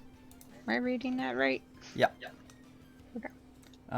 And he is going to defend against that. And he's got a 12. So you approach, jump up with your blood sword, and go for a strike. And he lifts a gauntleted hand and closes his fist, and a black serrated blade comes out. And he blocks your attack with it. And you fall back down on the ground. It's now his turn.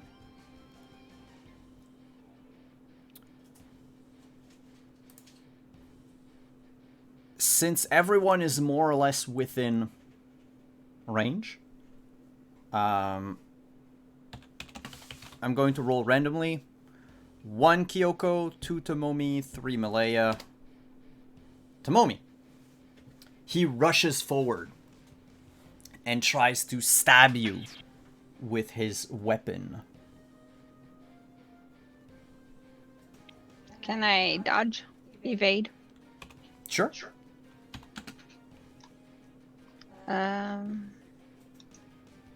So it's the base 2 dice and then plus 2 because I have evasive. Give me a sec, I'll check on your sheet. Yeah. If you wanted to just evade, it's your defense. Everything is already taken care of. Okay. So I roll 4. Uh-huh.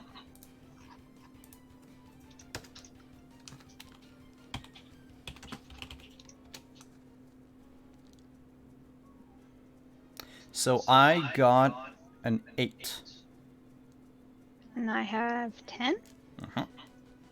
Yeah, See- for some reason didn't roll the extra 2 though. I didn't. Yeah, but it's enough to say that you dodge out of the way. So he plants his sword.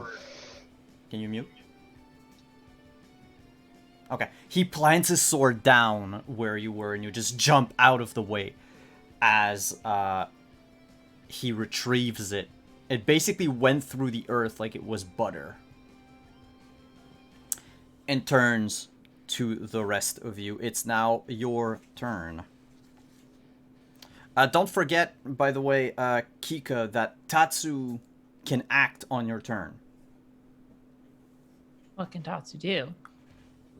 Look at his sheet.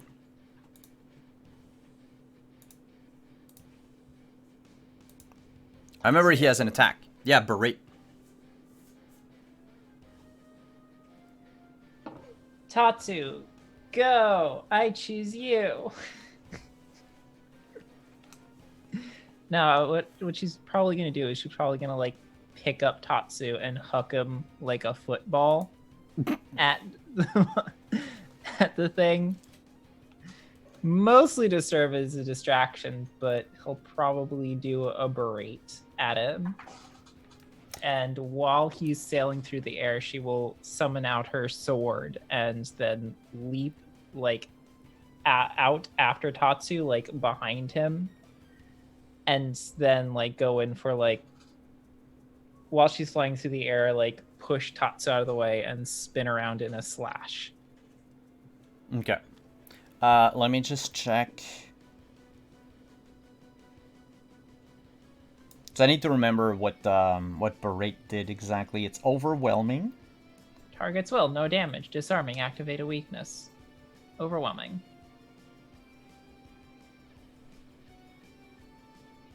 Okay, that's what it does. Okay, thanks. Oh, and overwhelming. Okay, no, that was the other one. It doesn't do any damage, blah, blah, blah. But because it's overwhelming, if he defends against it,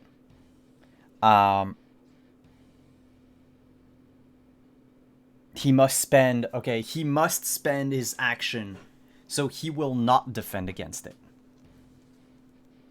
So it's made against an attack of 0. Which means that you just roll... Well, it doesn't do any damage, so it works, period. And it activates a weakness, you said? Yeah. It says activate a weakness. Alright, let's choose a weakness. I don't... No, those are flaws. Those are not weaknesses. It's gonna take me just a quick second. I just need to make sure I got my things right. Yes, those are the ones. Okay. So choose which one you want to activate. Bizarre appearance. Focus. Obsession. Or wanted. Well, if I activate wanted, we might get some help. Each one is going to do something. I can tell you that right away. Like each one will have a will give you a mechanical advantage. I will activate wanted. All right. So Tatsu begins to yell insults at the knight. Oh, you're not that tough. You're just so big. You wear an armor because you're ugly. Blah blah blah blah blah blah. As he flies through the air, being chucked by someone very strong. And right before Tatsu collides with the knight, Tatsu goes, "Wait, I know you!" And then strikes the knight in the chest and falls down. Semi-unconscious.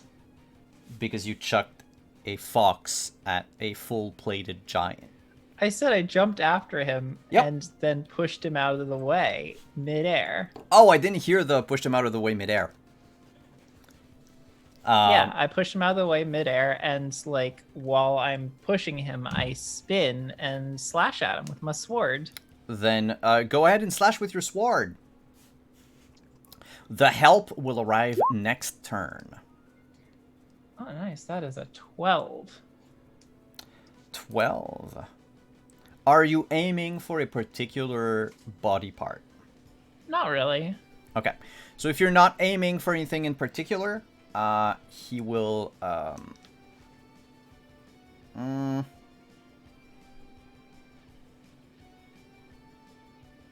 Nah, he'll counterattack.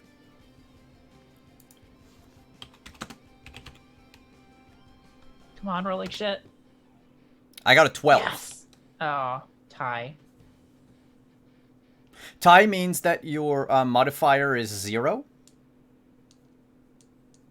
Yeah. But technically, the lower that you can go is 0.5. So you would do half your DX in damage. 3. 3. Does he have anything special? No, actually, he takes 3 points of damage. As you, like, Just sort of, nick like- his armor. Just tink off his helmet. Yeah. It doesn't seem to phase him. However, can you also roll a spot check now that you're closer? 6. 6, you would see the governor watching the fight from the second floor. Oh. I thought you meant, like, in the armor. No, I meant because you were farther away when I asked Malaya and Yeah, I gotcha. Tomomi. All right, so that's your turn, Kika. What about Tomomi and Malaya? Malaya is going to try it again, and this time definitely try and like it sounds like it's hissing. Yeah. Sounds like there's like some sort of steam engine or power source or some sort possibly. But disarticulating it sounds like it's the most effective means of preventing it from continuing. I don't see any like obvious engines on the back of it or anything, right? No, in fact, you would see that the armor, I'll give you that, is completely sealed. It's not an armor. It's more like a suit. Like, that thing is encased in a suit of what looks like steel. Going Iron for Man style. going for a joint. Going for the joint again. Let's see if I can roll better. All right. It's a 10. If you're going for a joint, he will defend. Oh, wait. He's gonna use this. I forgot he had that. No, wait. Is it taken into account? It's taken into account. Okay, because rolling 10d6 is a bit much. I got a 15. Okay. It's fine. It's So, fine. you strike at a joint, and in the blink of an eye, right when your sword was about to hit, it seems to slide off. Like it was, like it hit another invisible blade that parried it. Tomomi.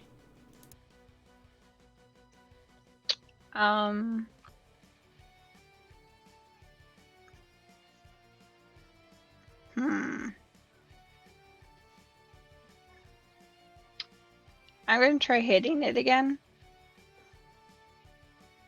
Yeah, I'll go for his eye again.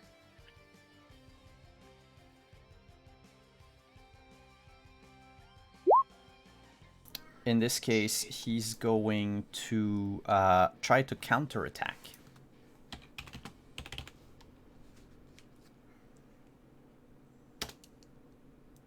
I got a 9. The highest number that you roll. Or if you have doubles, you add them together. Well, the highest I rolled was a 6. So, because he counterattacked and succeeded, that's 3. So that's 3 times DX. That's 24 point of damage. To you.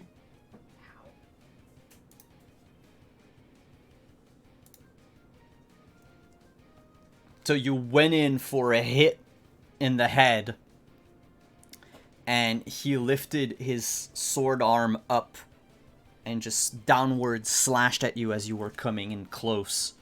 And he actually hits you full force, dragging you to the ground, bloodied. What's your remaining hit points? 16. End of the turn. Like I said, you get some help.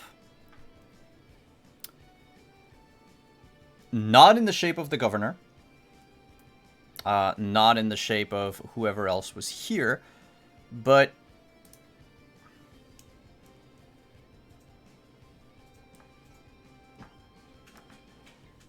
I mean, Tatsu was already in the fight.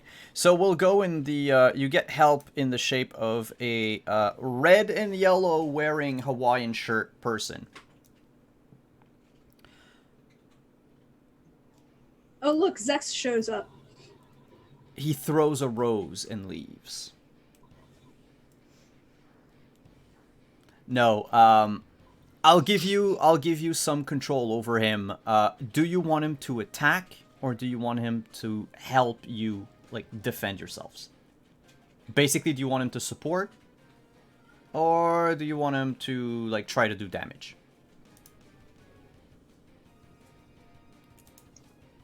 Damage?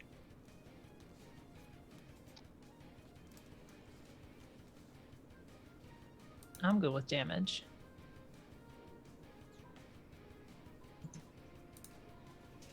Yep. All right, let's see. I'm gonna need someone to roll. Range or melee? Well, range is nice because we don't know about.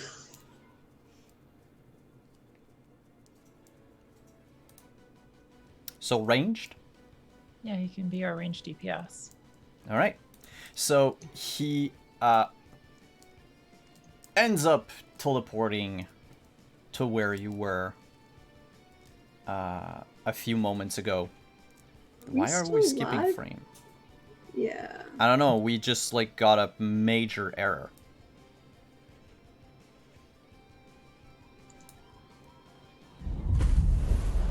No, that works. Thank you for the resub.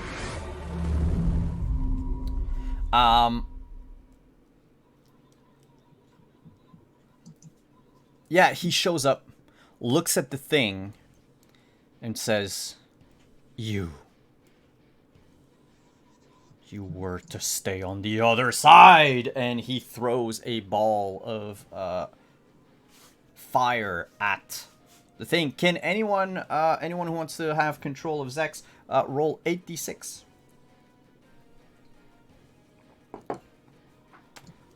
Billy Bob here is going to defend with a 6. Oh wow, I rolled one of each. Yahtzee. You want to do that, Kika? Yeah, sure. 8d6. Yep. 12. That is a 12. 12 against a 6, so 6 times 3 is 18. 18. Thank you. Oh no, wait, that fucker has armor. 6 times 1. Great. Is 6. Yeah. It doesn't seem to do a lot of damage. However, the bad guy is gonna take 1 point of damage every turn. Because it's a quarter of the damage that was done. No, wait, something's wrong. You rolled a 12, I rolled a 6. Yes. So 6 times, it should be 4 times 3 was the damage. So 12. My math was wrong. It doesn't matter much. But it's gonna take 3, the knight is gonna take 3 points of damage every turn. Because it is now on fire. Cool. Or not. It is now that creature's turn. Kika, you managed to do some damage, so it's going to turn to you. I scratched it. Yeah, doesn't matter. That's fine. That's fair. Do you defend or do you try to counterattack? Fuck it, let's counterattack. Never done it before. Alright. I rolled an 8. Oops. Heck, I rolled a 6. What's with my rolls? So you would take 2 times the damage that he does. So 2 times 8, that's 16. Ow. My health again.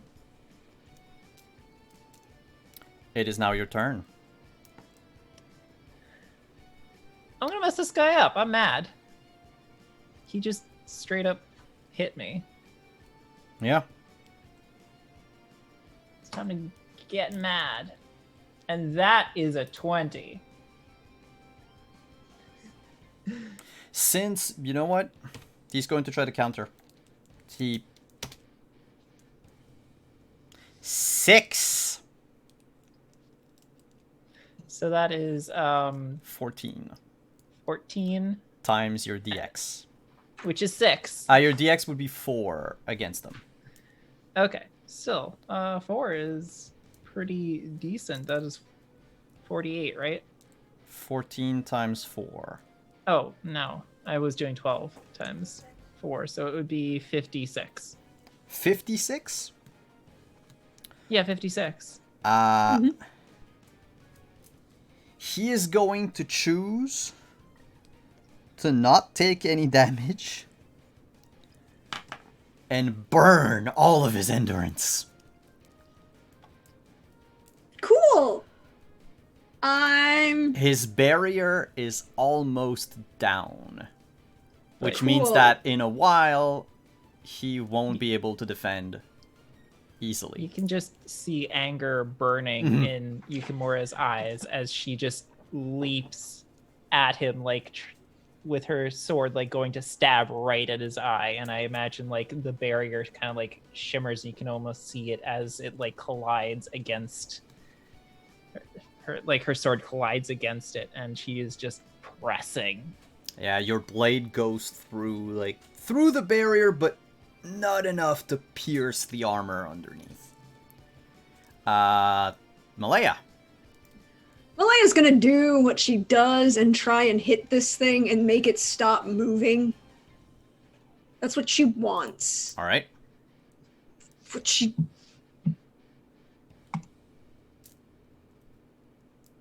Finally! That is a 16. Seeing what Yukimura did, he's going to defend. He's not going to try to counterattack. Good. I got a 6. Great. Great. Here's the thing. Do I take the damage, guys, or do I do the other thing? I'm going to do the other thing because I really don't like this guy. I give up my right to damage and have him be stunned. All right, he's going to lose his turn. So you strike at the armor. You do not... You make a crack, like a crack in the armor. You don't break it. But it's just like behind the knee. Yeah. So that the knight falls down to one knee. His face now at your like eye level. And now it's easier for Tomomi to hit him in the head. A few times. He can't defend anyway. Okay, so if that's the case, can I hit him with my fireball attack? Give it your best shot. He can't defend. Okay.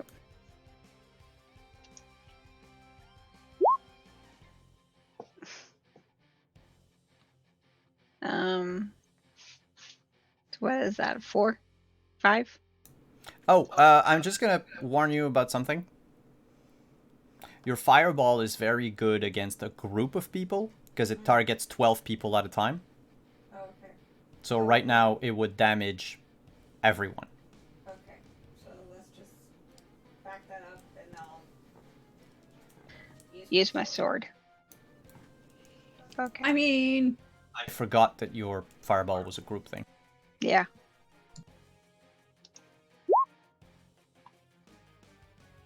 That's a 5, right?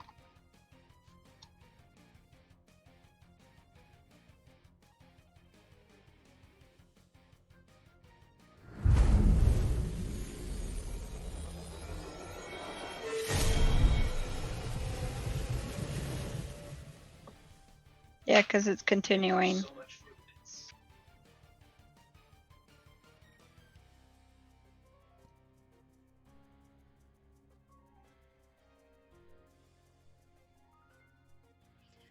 wait, it can't, if it can't defend, and the attack is 5 times 3, which is 15. Oh, by 2. Okay. Cool. Okay, good to know.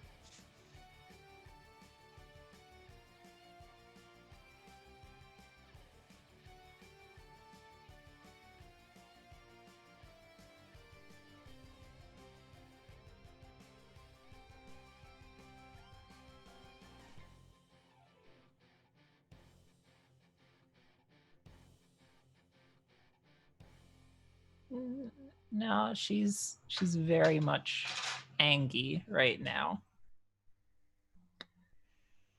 So let me do my roll. Ooh, that is a nice 12. 12 times 4 is 48. Mm-hmm.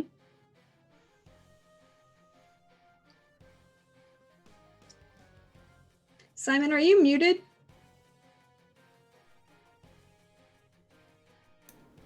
Yeah, but I didn't say anything worthwhile. I just said that he was stunned and all that. Then asked Kika if she wanted to go before the NPC. Sorry, everyone. Now I'm trying to do math.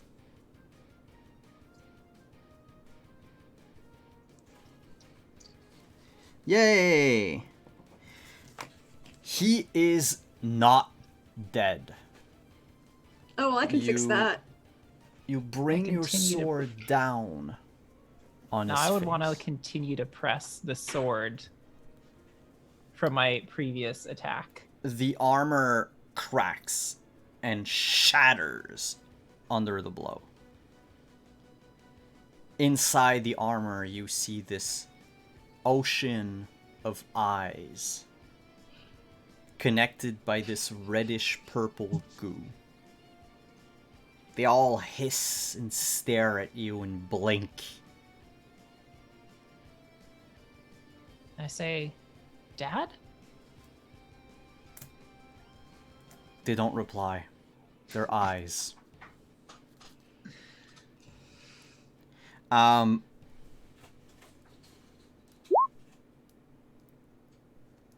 Tatsu, use bite attack.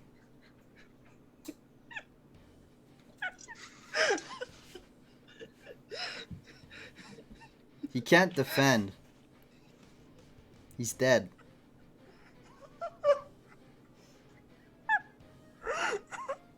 Please describe Tatsu getting the killing blow. So while you're doing this, Tatsu runs up and uses your shoulders as a jumping pad. And he lands in back of, like, on the back of the neck of the knight. And he just bites down through the armor and goes like, "Ah, fucking die!" And there's a crack.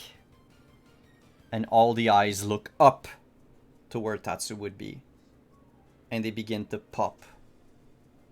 Like the yellow of eggs. Pop, pop, pop, pop, pop, pop, pop, pop, pop, pop, pop, pop. You can even hear it from inside the armor. The pop, pop, pop, pop, pop, pop, pop, pop, pop, pop, pop. And then fuming, the armor falls down prone, inert.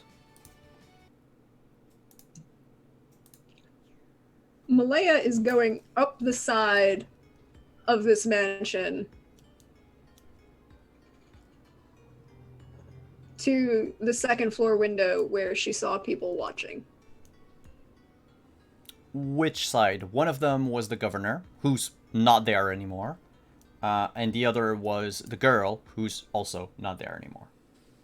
The girl. Okay, so that would be on the left side of the building. Alright, She's you got start the side of the climbing. Can you make a climb track? Can I use thing? agile? Yeah, I think so. Describe to me Cool. how you agilely... You parkour up the side of this building. Okay. Using, I'm assuming because it's a governor's mansion on a tropical island in the South Pacific, there is a climbing trellis of bougainvillea on the side of this building. Yeah, there should be. Of whatever flower you just said. Yeah, bougainvillea is it's a native Hawaiian flower. It's very, very pretty. But it's also got like a massive roots and, like stem structure. So it's like almost like a tree, and it'll climb up the side of buildings. And if the building isn't strong enough, it'll actually take the building down. Yeah. So she goes up and climbs up the bougainvillea to the second floor. All right. Fast, because that's what she does. Make a roll. That'll be a difficulty 6. Hold on, I get 4 more dice. 12. You're good. While this is happening, though, so you go off into a sprint to climb the side of the mansion. Kyoko, Tomomi, you would see the same thing. Malaya just runs off. What do you do? I'm gonna use my regeneration. Same. Because we took a heck of a hit.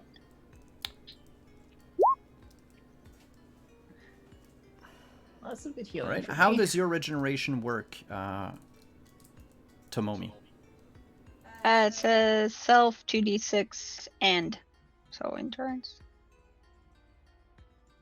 Yeah, because yours was, I think you can convert endurance to hit points.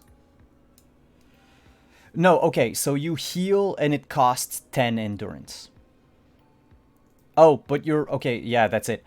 It's blood transference that you need to use. And blood transference heals you, drains your endurance, and then you can use regeneration to regain your endurance. Okay, I do that. So how much do I have to roll to? Just 2d6. So you regain 6. Who is the most damaged between the two of you? I'm full now. I'm at 22 on 50. Zex would come up next to you and look at you and says, "You need a hand?" Yeah, sure. And he takes his hand and he puts it on your shoulder and snorts. But also that's going to heal you 3d6 times 2. Oh, that doesn't work. 24.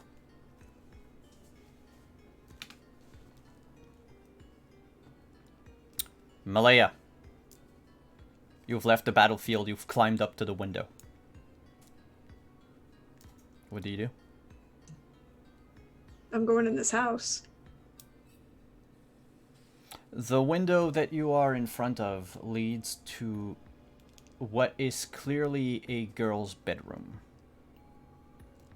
The walls are light pink with clouds painted on the walls and ceiling. Inside there, you can see there's a bed, a desk with a laptop. There's a dresser, and of course a closet that is like facing you when you're looking through the window.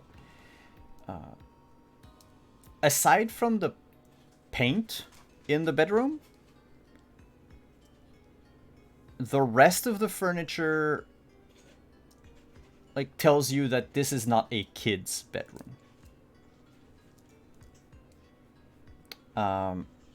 With your heightened senses, I'm not gonna ask you to roll. You can see barely peeking out from under the bed an elbow.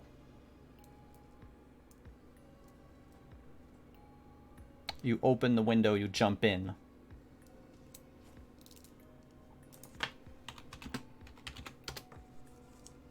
What do you do? So did you see where the giant, scary armor that tried to kill us was? coming out of your house?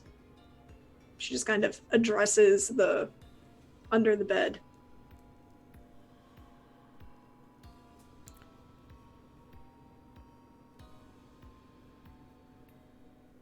Yes. Can you point me in that direction? I have to close the door.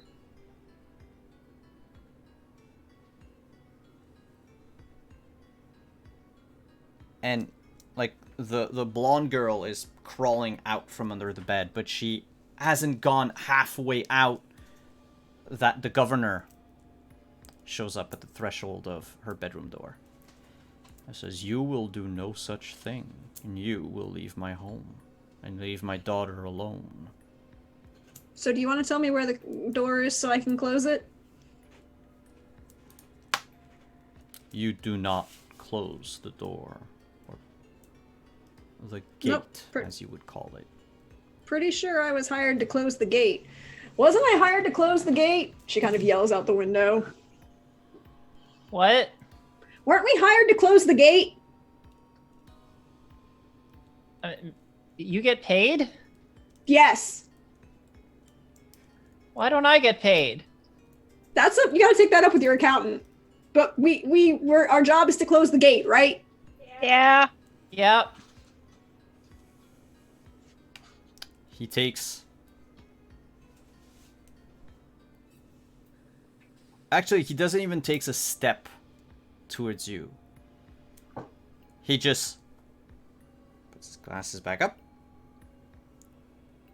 Says, "You will leave my home alone."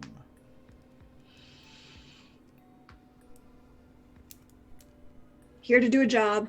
Gonna do the job.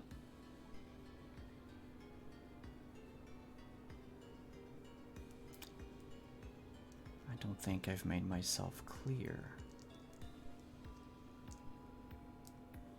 Leave my daughter and my home alone.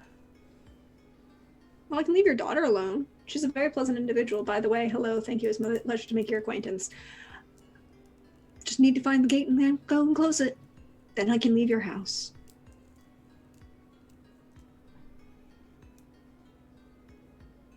He straighten his tie.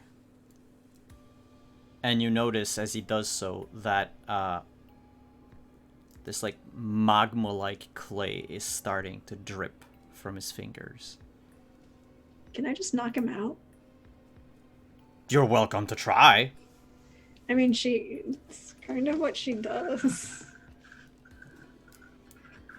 Like, just bring the handle, like, just full speed at him and bring the handle of the sakabato up under his chin. To just like, pat. Yeah. Go ahead. Is that is that an attack or is that combat expert? It's an attack. Okay. Combat expert would be, it's already factored in your roll for your attacks. It isn't listed on that, though.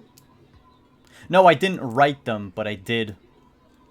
If you look, your attack roll should be 2 plus combat expert plus attack, if you have them, plus if your weapon has something special like accurate.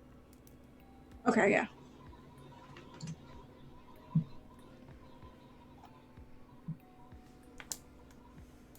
And he actually, when you approach, he's going to try to counter you. Mm-hmm.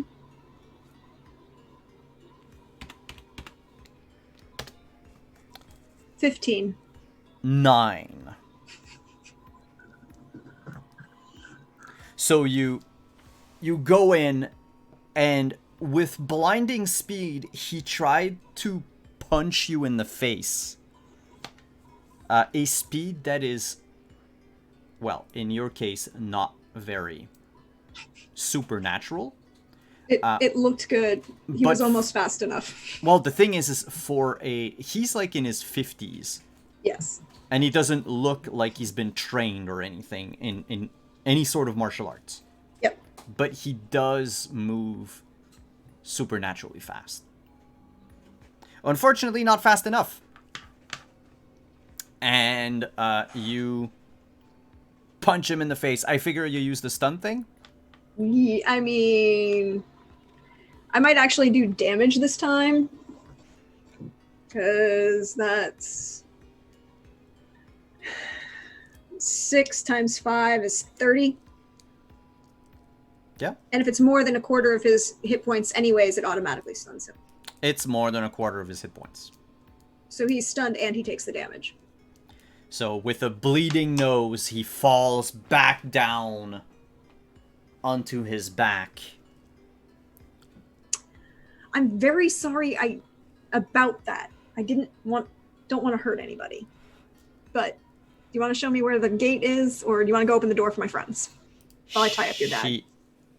She likes look at her dad and look at you and says, "You don't understand." And you can see her beginning to glow a white light.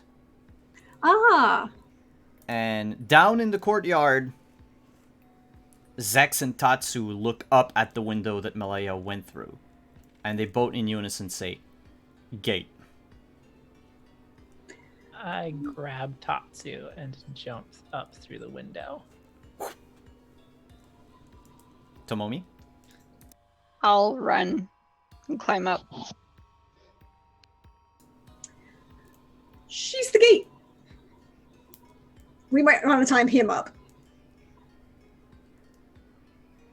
Is there any sort of like magic that we can use to not gate?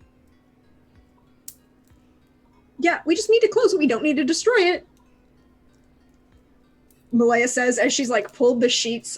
She's reaching for the sheets to tie up the governor. She's a her, a person. That's why I said we just need to close the gate, and she isn't the gate. She just has the gate. I'm not attributing her status as the portal through which the gate comes as her being the gate. That just seems lacking of her personhood. I'm sorry. That was me. I'm also a little stressed right now. Sky outside goes dark. And a flock of black vulture-like creatures begin to rain down upon the island. Honey, do you want to just breathe deeply?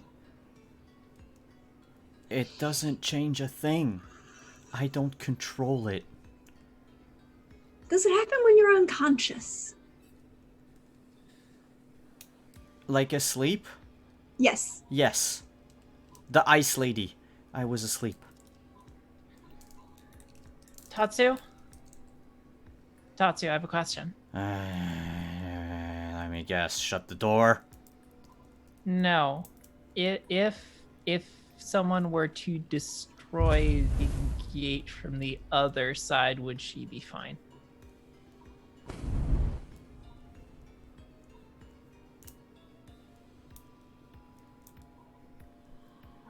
We've never tried that.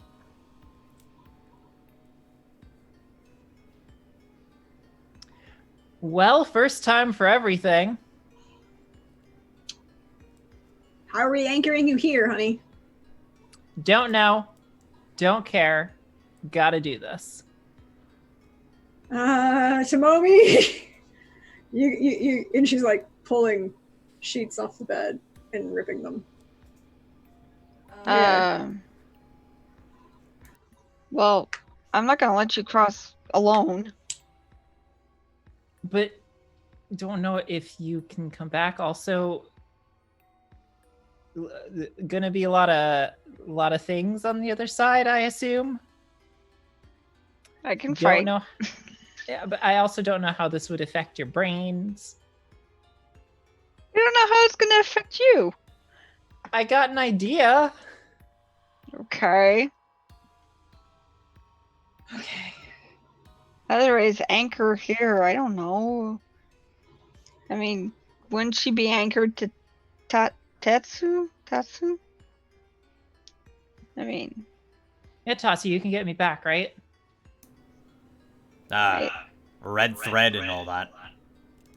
Yeah, so I go through, destroy the gate on that side, and then we can just find my way back through some other means. Tatsu. Zex can probably figure something out. It'll be fine. Just send me through. Tatsu, does the summoning spell work counterplane? Or does it, like we used a summoning spell to summon a particular person, does it work across any plane of existence? We've never tried it that way. We never left anyone on the other side. Okay, we're gonna go with a theory that we could summon you through magic. We'll figure it out. And the thread of fate connects the fox and you, so... No, the thread connects her to the gate. Oh, okay. Connects everyone that goes on the other side. Whatever. So maybe I'll find the gate that I came through originally. If maybe it's a different one. We'll figure this out. Kid, this we is have- dangerous. Yeah, I know. That's why I'm doing it. Blood, right? Blood is connections. You tie everything like Tomomi does with the blood in the sword thing, right? So if we have some of your blood, wouldn't that make the summoning to this side easier? In theory. I don't know. Possibly? I typically don't give out my blood. Don't do anything weird with it. We're not doing anything weird with it. And she kind of grabs a rag that she's been ripping from the sheets to kind of tie up the governor that she's still kind of got one foot planted on. And just holds up the Sakabato to have her nick on the blade. Yeah, Nick. And then, takes some of the blood on the cloth and then just puts it in the pocket and is like, okay. Is Tomomi going with you, or are you? I don't know. I don't control other people. She can come with if she wants, but I'd be afraid of her brains. Are you going or staying? Kind of want to go. I don't want... Ouch. I don't want to leave her. You go. I'll make sure that nobody dies here, unless we really need them to. Can you bleed on something? Yes. I mean, the whole thing, every time I see you get cut, there are, weapons that come out of it, and other, butter knives, and Yeah, there were the thumbtacks that one time. I mean, the thumbtacks were cool, but... You hear Zex's voice in your mind, asking, "What the fuck are you doing? Close the gate!" We're working on it, you fucking asshole. You go sit on the log. Well, you have my blood. I'll go on ahead. Okay, wait, no. Hold her hand as you go through and just bleed on this. And she kind of holds out another rag for Tomomi to I move. myself and I bleed on the rag. I find it funny because I know what's gonna happen. Alright, how do you go through the gate? Okay, girl, where's the opening for this gate? It better not be someplace weird. Yeah, I don't know. The Is it things don't come out of me. Okay. Look. Breathe. That's your closet door, right? Yes. Go open the closet door, intending to open the door. Open the gate. She rushes to the closet door, grabs hold of the handle, takes a deep breath, opens it, and it's a closet. Fuck. That was too easy. I pulled Sorry. Tatsu's tail. Duh! He runs around and then runs up to her, takes her head in his paws,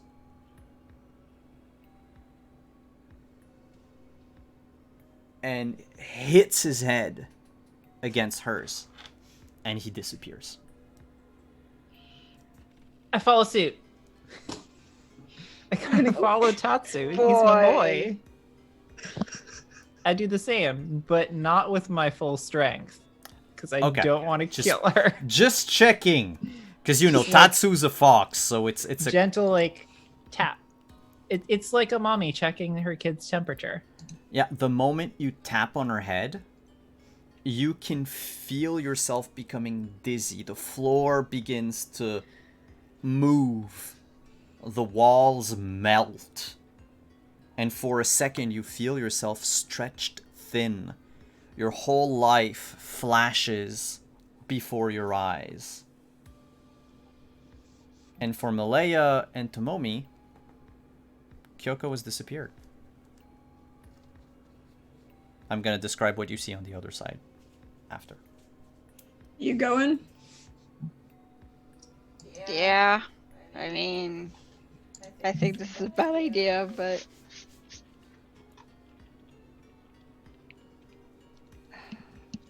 yeah.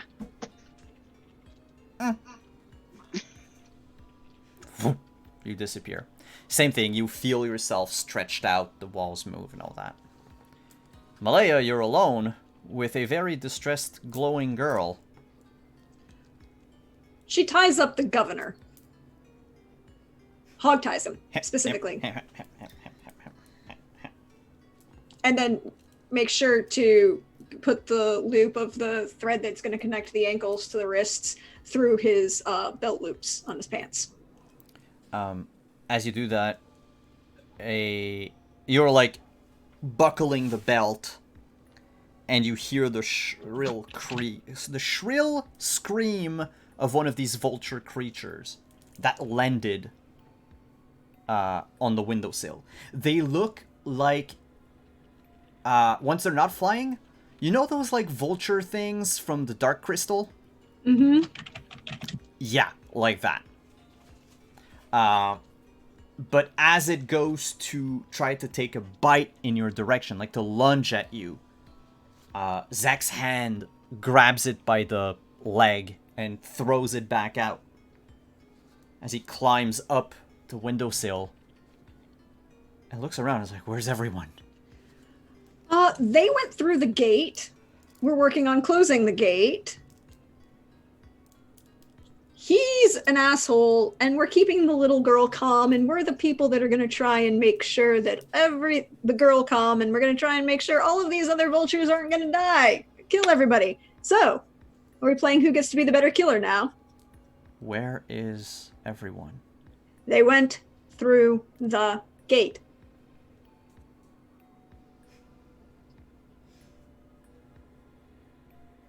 They're not coming back. Yes, they are. We have a contingency plan. We have a plan. It is going to work. Stop being a pessimistic dick. You don't get it.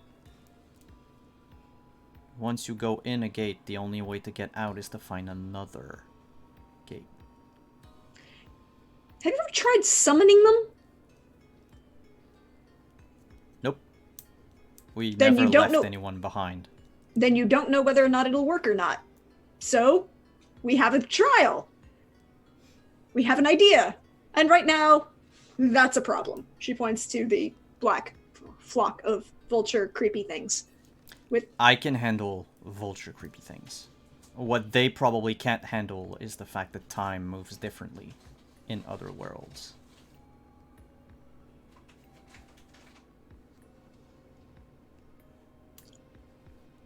What do you want me to do?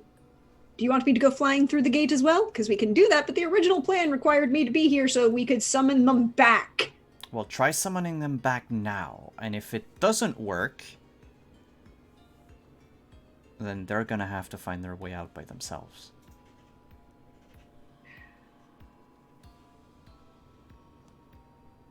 Then we have this moment of realization that the person who actually studied all of the magic and spells was With Kyoko, yes, and she not has the Malaya. spell book. And she has the spell book. Summoning spells, right? I can do this. I can do this. Because Malaya did learn how to do a summoning spell for a complete onsen. Roll. You can write magic. Yeah, what's the roll we used? It's 2d6 plus whatever could be used for magic. Yeah, in this case it was her magical transformation, and she's going to try and use she'd grab whichever one is on her hand first. It's like the either Tomomi or Kyoko's blood in her hand, and she focuses on that and is like, it doesn't matter where you are, your blood is your blood. It doesn't matter who you are, your blood is your blood, and that connects to you, and always to you. And so, red strings of fate, we'll work with this, right? And she's just very much out of her element at the moment. But she's trying. I'll give you an extra die because Zex is going to try to help. Cool. This is gonna be 12. With a 12, you reach out across the worlds. We'll pause there for a second. Kyoko and Tomomi, you both appear after your life flashes before you. There is just darkness. It's just an immense void. And you stand in it. The floor all around you is just like 1 inch of water on a flat plain. While you can't see anything in the darkness, you can feel that you are being watched. That there are things just on the edge of your vision that whenever you're not looking at them, they're creeping ever closer. This is the moment where the anime gets dark. Tatsu? You hear Tatsu's voice echoing in the darkness. Kyoko! Tatsu! Kyoko! I guess walk forward. I think. I try walking forward, and I like kind of crouch down with my hands out, feeling just to be safe. You walk for a bit, and that's when Tomomi would appear behind where you appeared, Kyoko.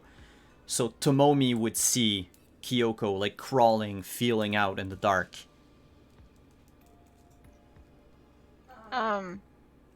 Is the gate behind us? There's no gate, there's nothing. Okay. So I follow Kyoko. You know where this gate we have to destroy is? Since we can't see anything. I don't know. I was first going to get to Tatsu, maybe do figure something out to make light so that we can see, and then go from there. When you mention the word light, you get a flash, Kyoko. An image that you have no idea where it came from. But a tall white spire covered in gold.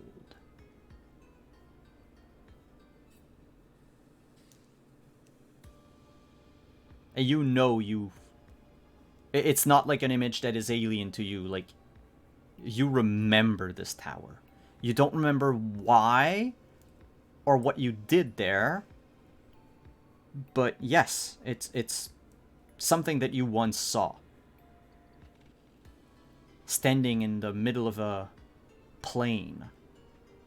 Or maybe it was the edge of a cliff. There was grass around it. Birds in the sky.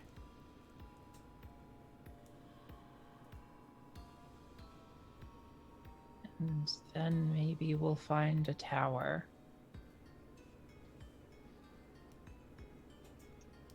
Okay. But we need to find Tatsu first. Right. Tatsu? Let's just Marco Polo our ways together. Marco. Polo. Marco. Holo. Marco! Holo. Marco! It doesn't work!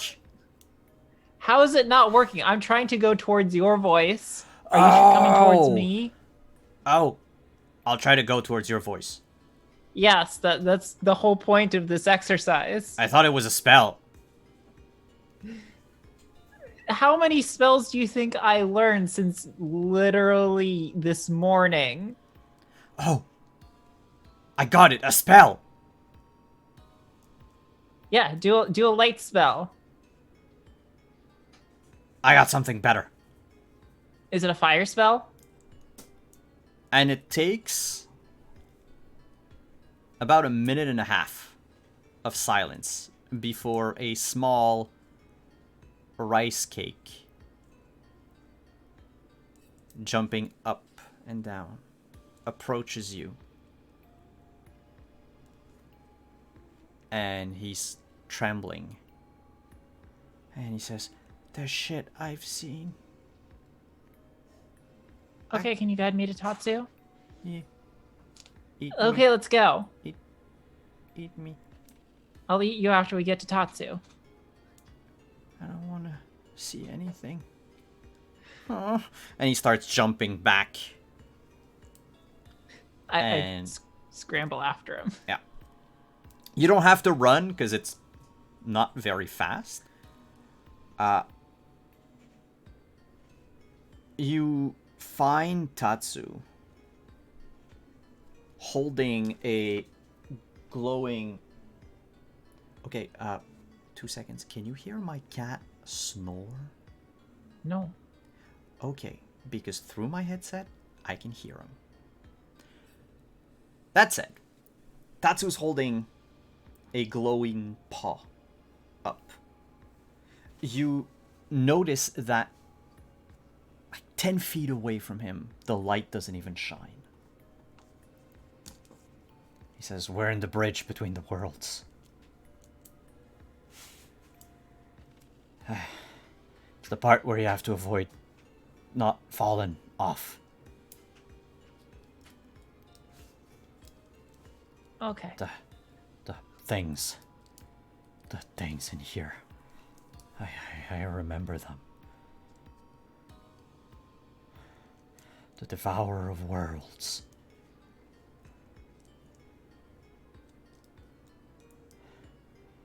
We have to find an exit.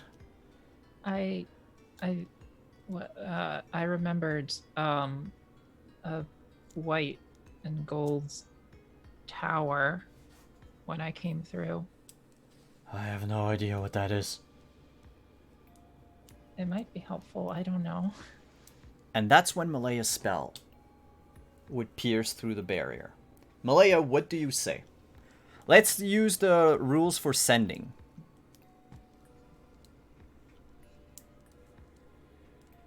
Because the signal is very shitty, so 25 words is pretty much what you're going to get through.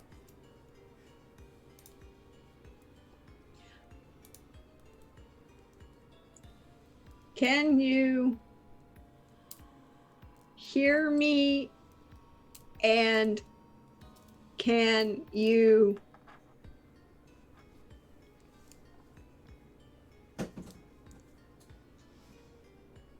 No, hold on. I have to do it the right way.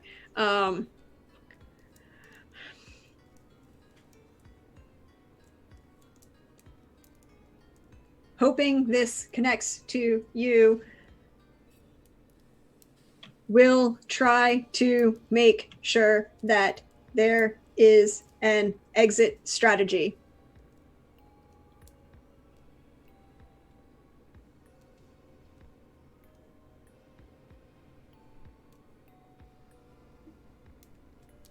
Don't worry about things here. I've got it.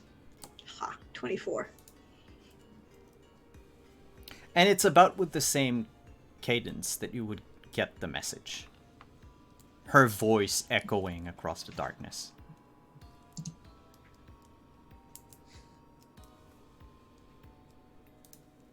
Okay,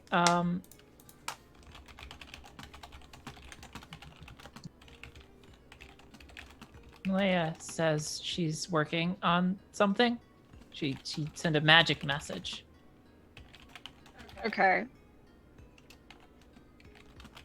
Okay, so I think what we need to do is do our best to survive and figure out how to close that gate from this side. Yeah.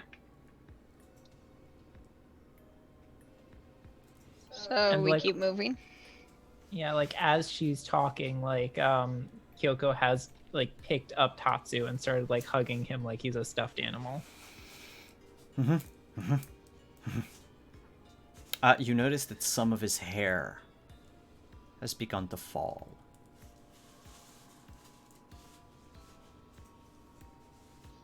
Tatsu, your hair. Like he's shedding. Do you stress shed? Yeah. I don't...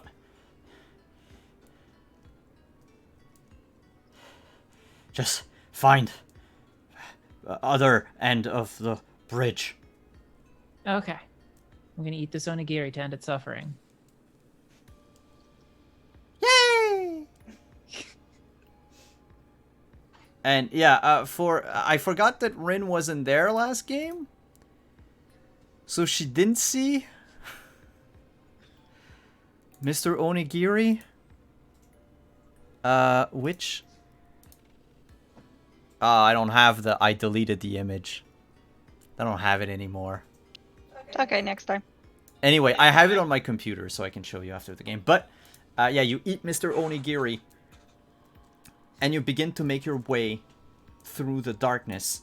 From time to time, Tatsu would just point in a direction and say, go that way.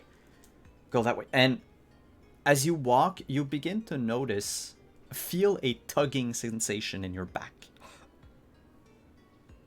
And when you look back, you notice that the center of your back is glued to the end of a red string of wool that extends into the darkness. And from time to time, feels like someone's testing the strength of that string by like pulling on it. I'm definitely gonna tell Tatsu about this. That's the falling off part. We have to keep going. We have to keep going. Just that way. And he points, and when he points, you notice that out of his little paw, like fox paw, there's a what would be like the middle finger is now a like about yay long curved black claw. Tatsu, are you okay? I guess I am. I'm feeling a little weird.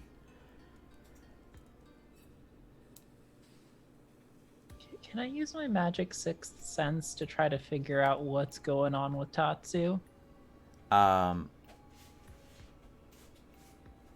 Yes. Actually, yes. Roll. That'll be a difficulty. It's not a spell that you would have known of. So I'll go with difficulty 8. Because it wasn't in the book. 12. A slow, to put it in D&D term, this is a slow dispel magic on a polymorph spell.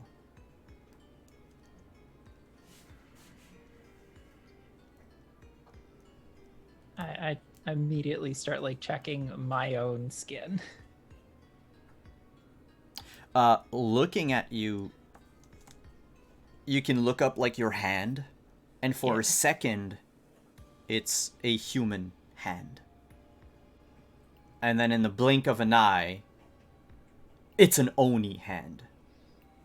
Like pale blue, but like almost twice the size of your human one. And then it reverts back to normal. Okay, we gotta keep moving. We gotta keep moving. We gotta keep moving. Maybe talk to keep us calm. So Tatsu, what's up with your spell? No time. Just follow the light. Tomomi, you feel your veins itch like crazy. To the point where if you could, like, remove them, you would. I try and ignore it and like focus on them and following them. You keep moving Tatsu from time to time, moving his paw, that is slowly becoming a scaly, like, almost like a T-Rex claw arm. And you both can see in the distance a flicker of gold.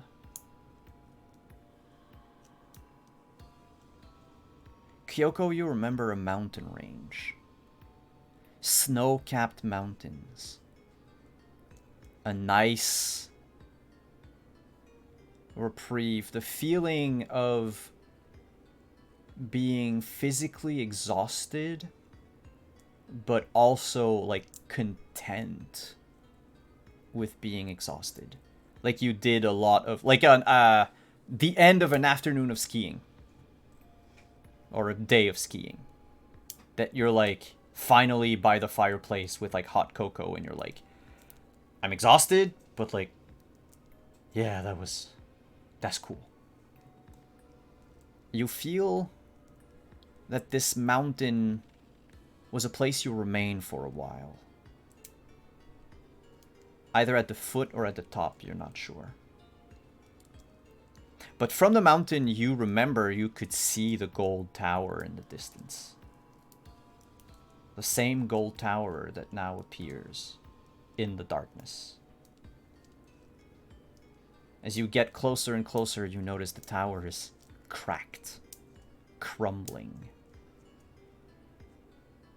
Black creatures, like made of tar, are just swarming all over it. And at the foot of this tower is a regular wooden door that you would see in, like, any house on Earth. With a handle. By the time you approach the tower, Tatsu is now doubled in length. And is looking more and more like an Asian dragon, a Chinese dragon. He's like, I think I'm feeling a little bit sick. Yeah, don't worry, buddy. We'll get you some help soon. We're going somewhere safe. And he makes a few moves with his paw, and the dragon, like, recedes back into the shape of a fox. But he's like, I'm tired. I'm so tired. I know, buddy. Don't worry. I'll be carrying you. As you approach the door, you stand a few feet before it. Kyoko, you remember. That tower was not the first world you have visited. You lived in that world, the world where the tower hails from. You lived there for a while. You were someone important.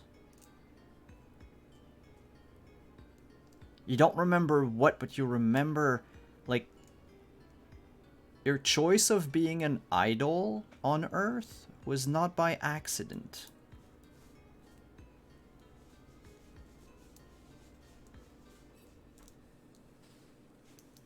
Kyoko, like, slowly reaches out and runs a hand gently over the door and, like, tries harder to remember more about it. She wants especially to get a sense of whether or not it would be safe to go through. Like, basically, if they went through, would there be, like, worse danger on the other side or not?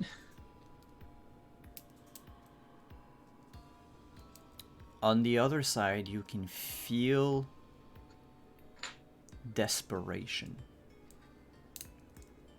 Like so many people clinging to the notion that hope can still be a thing.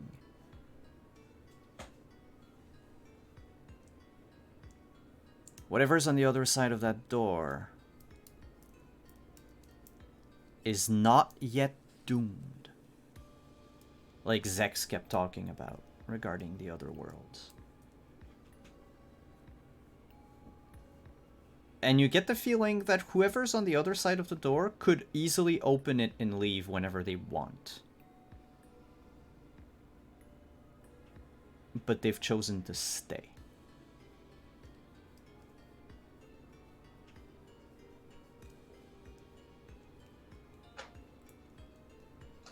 What do you do?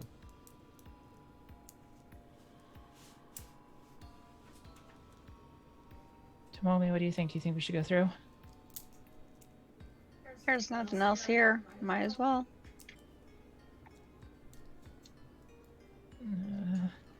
Tatsu? Tatsu is snoring. Oh no. Well, I'm sure we'll figure it out.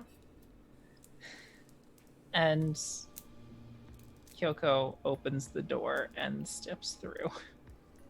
The moment you open the door, a gust of wind, like a vacuum, sucks you in. And the door slams shut behind the three of you. Back on Earth. Malaya. You've cast your spell.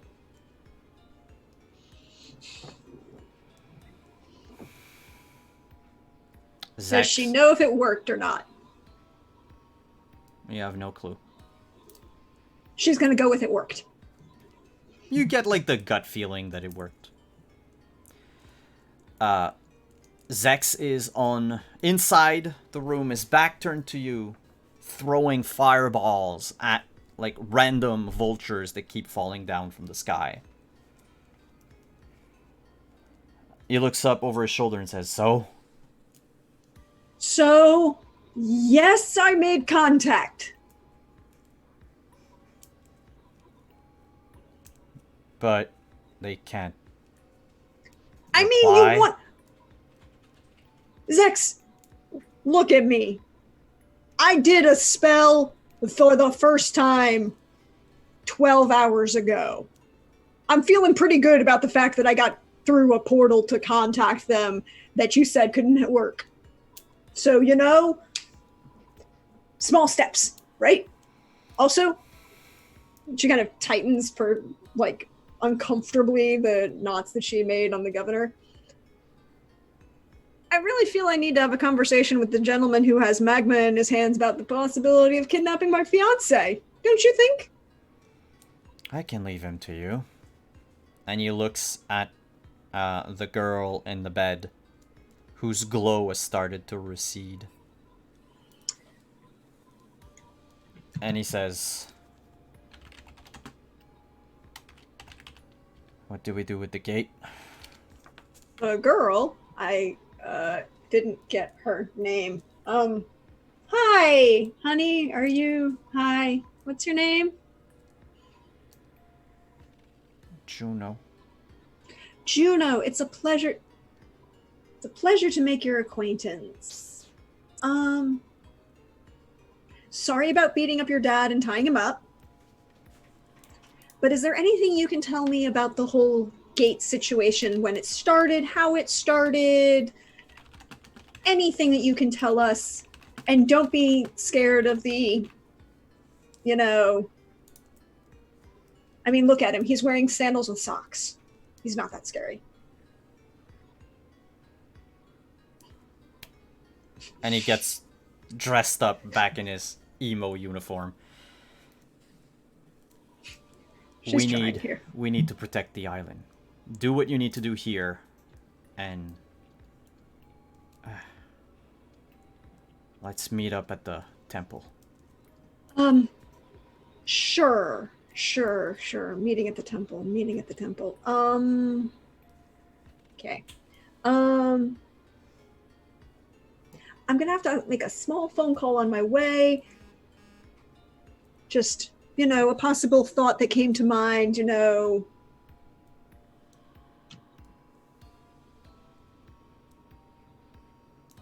She kind of turns and sotto voce to Zex, trying not to be heard by this girl, but it's Malaya, so I don't know how successful she is in this. Is like, if you're unconscious, you can't dream, right?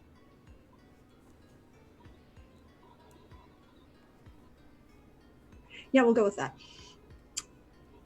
And she picks up her phone and calls Kyoji and says, "Hi, honey, can I borrow an IV drip and some anesthetics?" Kyoji answers, screaming, "There are What's things wrong? falling from the sky. Where are you?" I'm working on that. Just, can I borrow a IV drip and anesthetic? What Maybe the- an anesthetician? Sure. I mean, you're okay, honey. No, it's fine. Just call me from the house, and I'll come by. I'll come pick it up. And as you say that, and he hangs up on his phone, the camera would pan out to show the city under attack by just so many monsters. They're not Oni, they're not Daemon. They're something else altogether. And with that, the camera would fade to the gray shores of another landmass in another world. It's night, and the aurora borealis is bright and taking up most of the sky.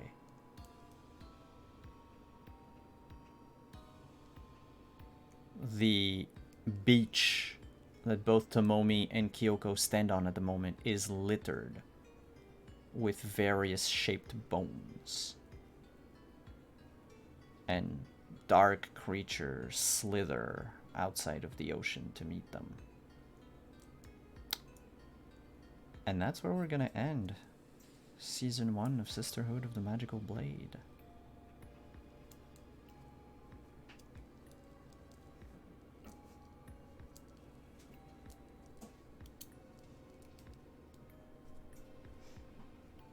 You know when a whimsy anime turns dark?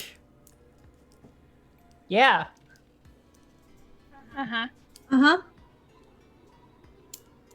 That's the moment. It's like watch Sisterhood for the first season and then you'll realize at the end of the first season that things go a lot more serious. That doesn't mean that there can't be whimsy anyway. But that said, we busted by a half hour, so please, players, tell us who you are, where we can find you. We'll end on that. And if you follow me on Twitter, I will announce the details for the continuation of Sisterhood of the Magical Blade, which I'll need to talk to the players first, but if we all agree, we're going to come back. So let's start with Kika. Hey, I'm Kika, tabletop designer, writer, diversity panel organizer, etc. You can find me here on Twitch at twitch.tv/Kika. That's twitch.tv/KIKKA. And you can find me on Twitter at twitter.com/KikaVO. I don't really have much going on right now, but keep an eye out for my future projects. And yeah, see you around. Next up, Deirdre. Hey y'all, you know me. I'm at Doja on Twitter, Prexgorth as Euphoria as you see me around on Twitch. And tomorrow you can find me over on my channel as we begin whatever we're gonna do next for recitations and digressions. You know, we just finished the Aeneid today. We'll figure out what fun thing we start talking about. I posted a poll on my Twitter. You can go find it and vote and see what the next thing for our recitation and digression will be. Excuse me. Then on Monday, back here for the fun times. And I get fun times will be back here on Monday. I'll let Simon explain. And then on my channel, next Wednesday morning, I'm going to say this now. We're going to have an academic salon with me and Trooper SJP. The two of us just being nerdy and academic together in, classic 19th century salon. There might be, like aesthetics involved. We'll figure it out. But we'll talk to you. You can check my Twitter because I always post where I'm going to be, all the fun people I get to hang out with, all the fun games I get to write. And I will see you all next time because I love you all and this is a great story to tell. And Rin. Hey, I'm Ran. Ugh, sorry, my voice. At Heaven's Night on Twitter or Burns Through the Rain in Twitch chat. Do we have Cyberpunk tomorrow? Yeah. So Thursdays. That's okay. So Thursdays you find me here for Sisterhood and Fridays Cyberpunk. That's about it. Yeah.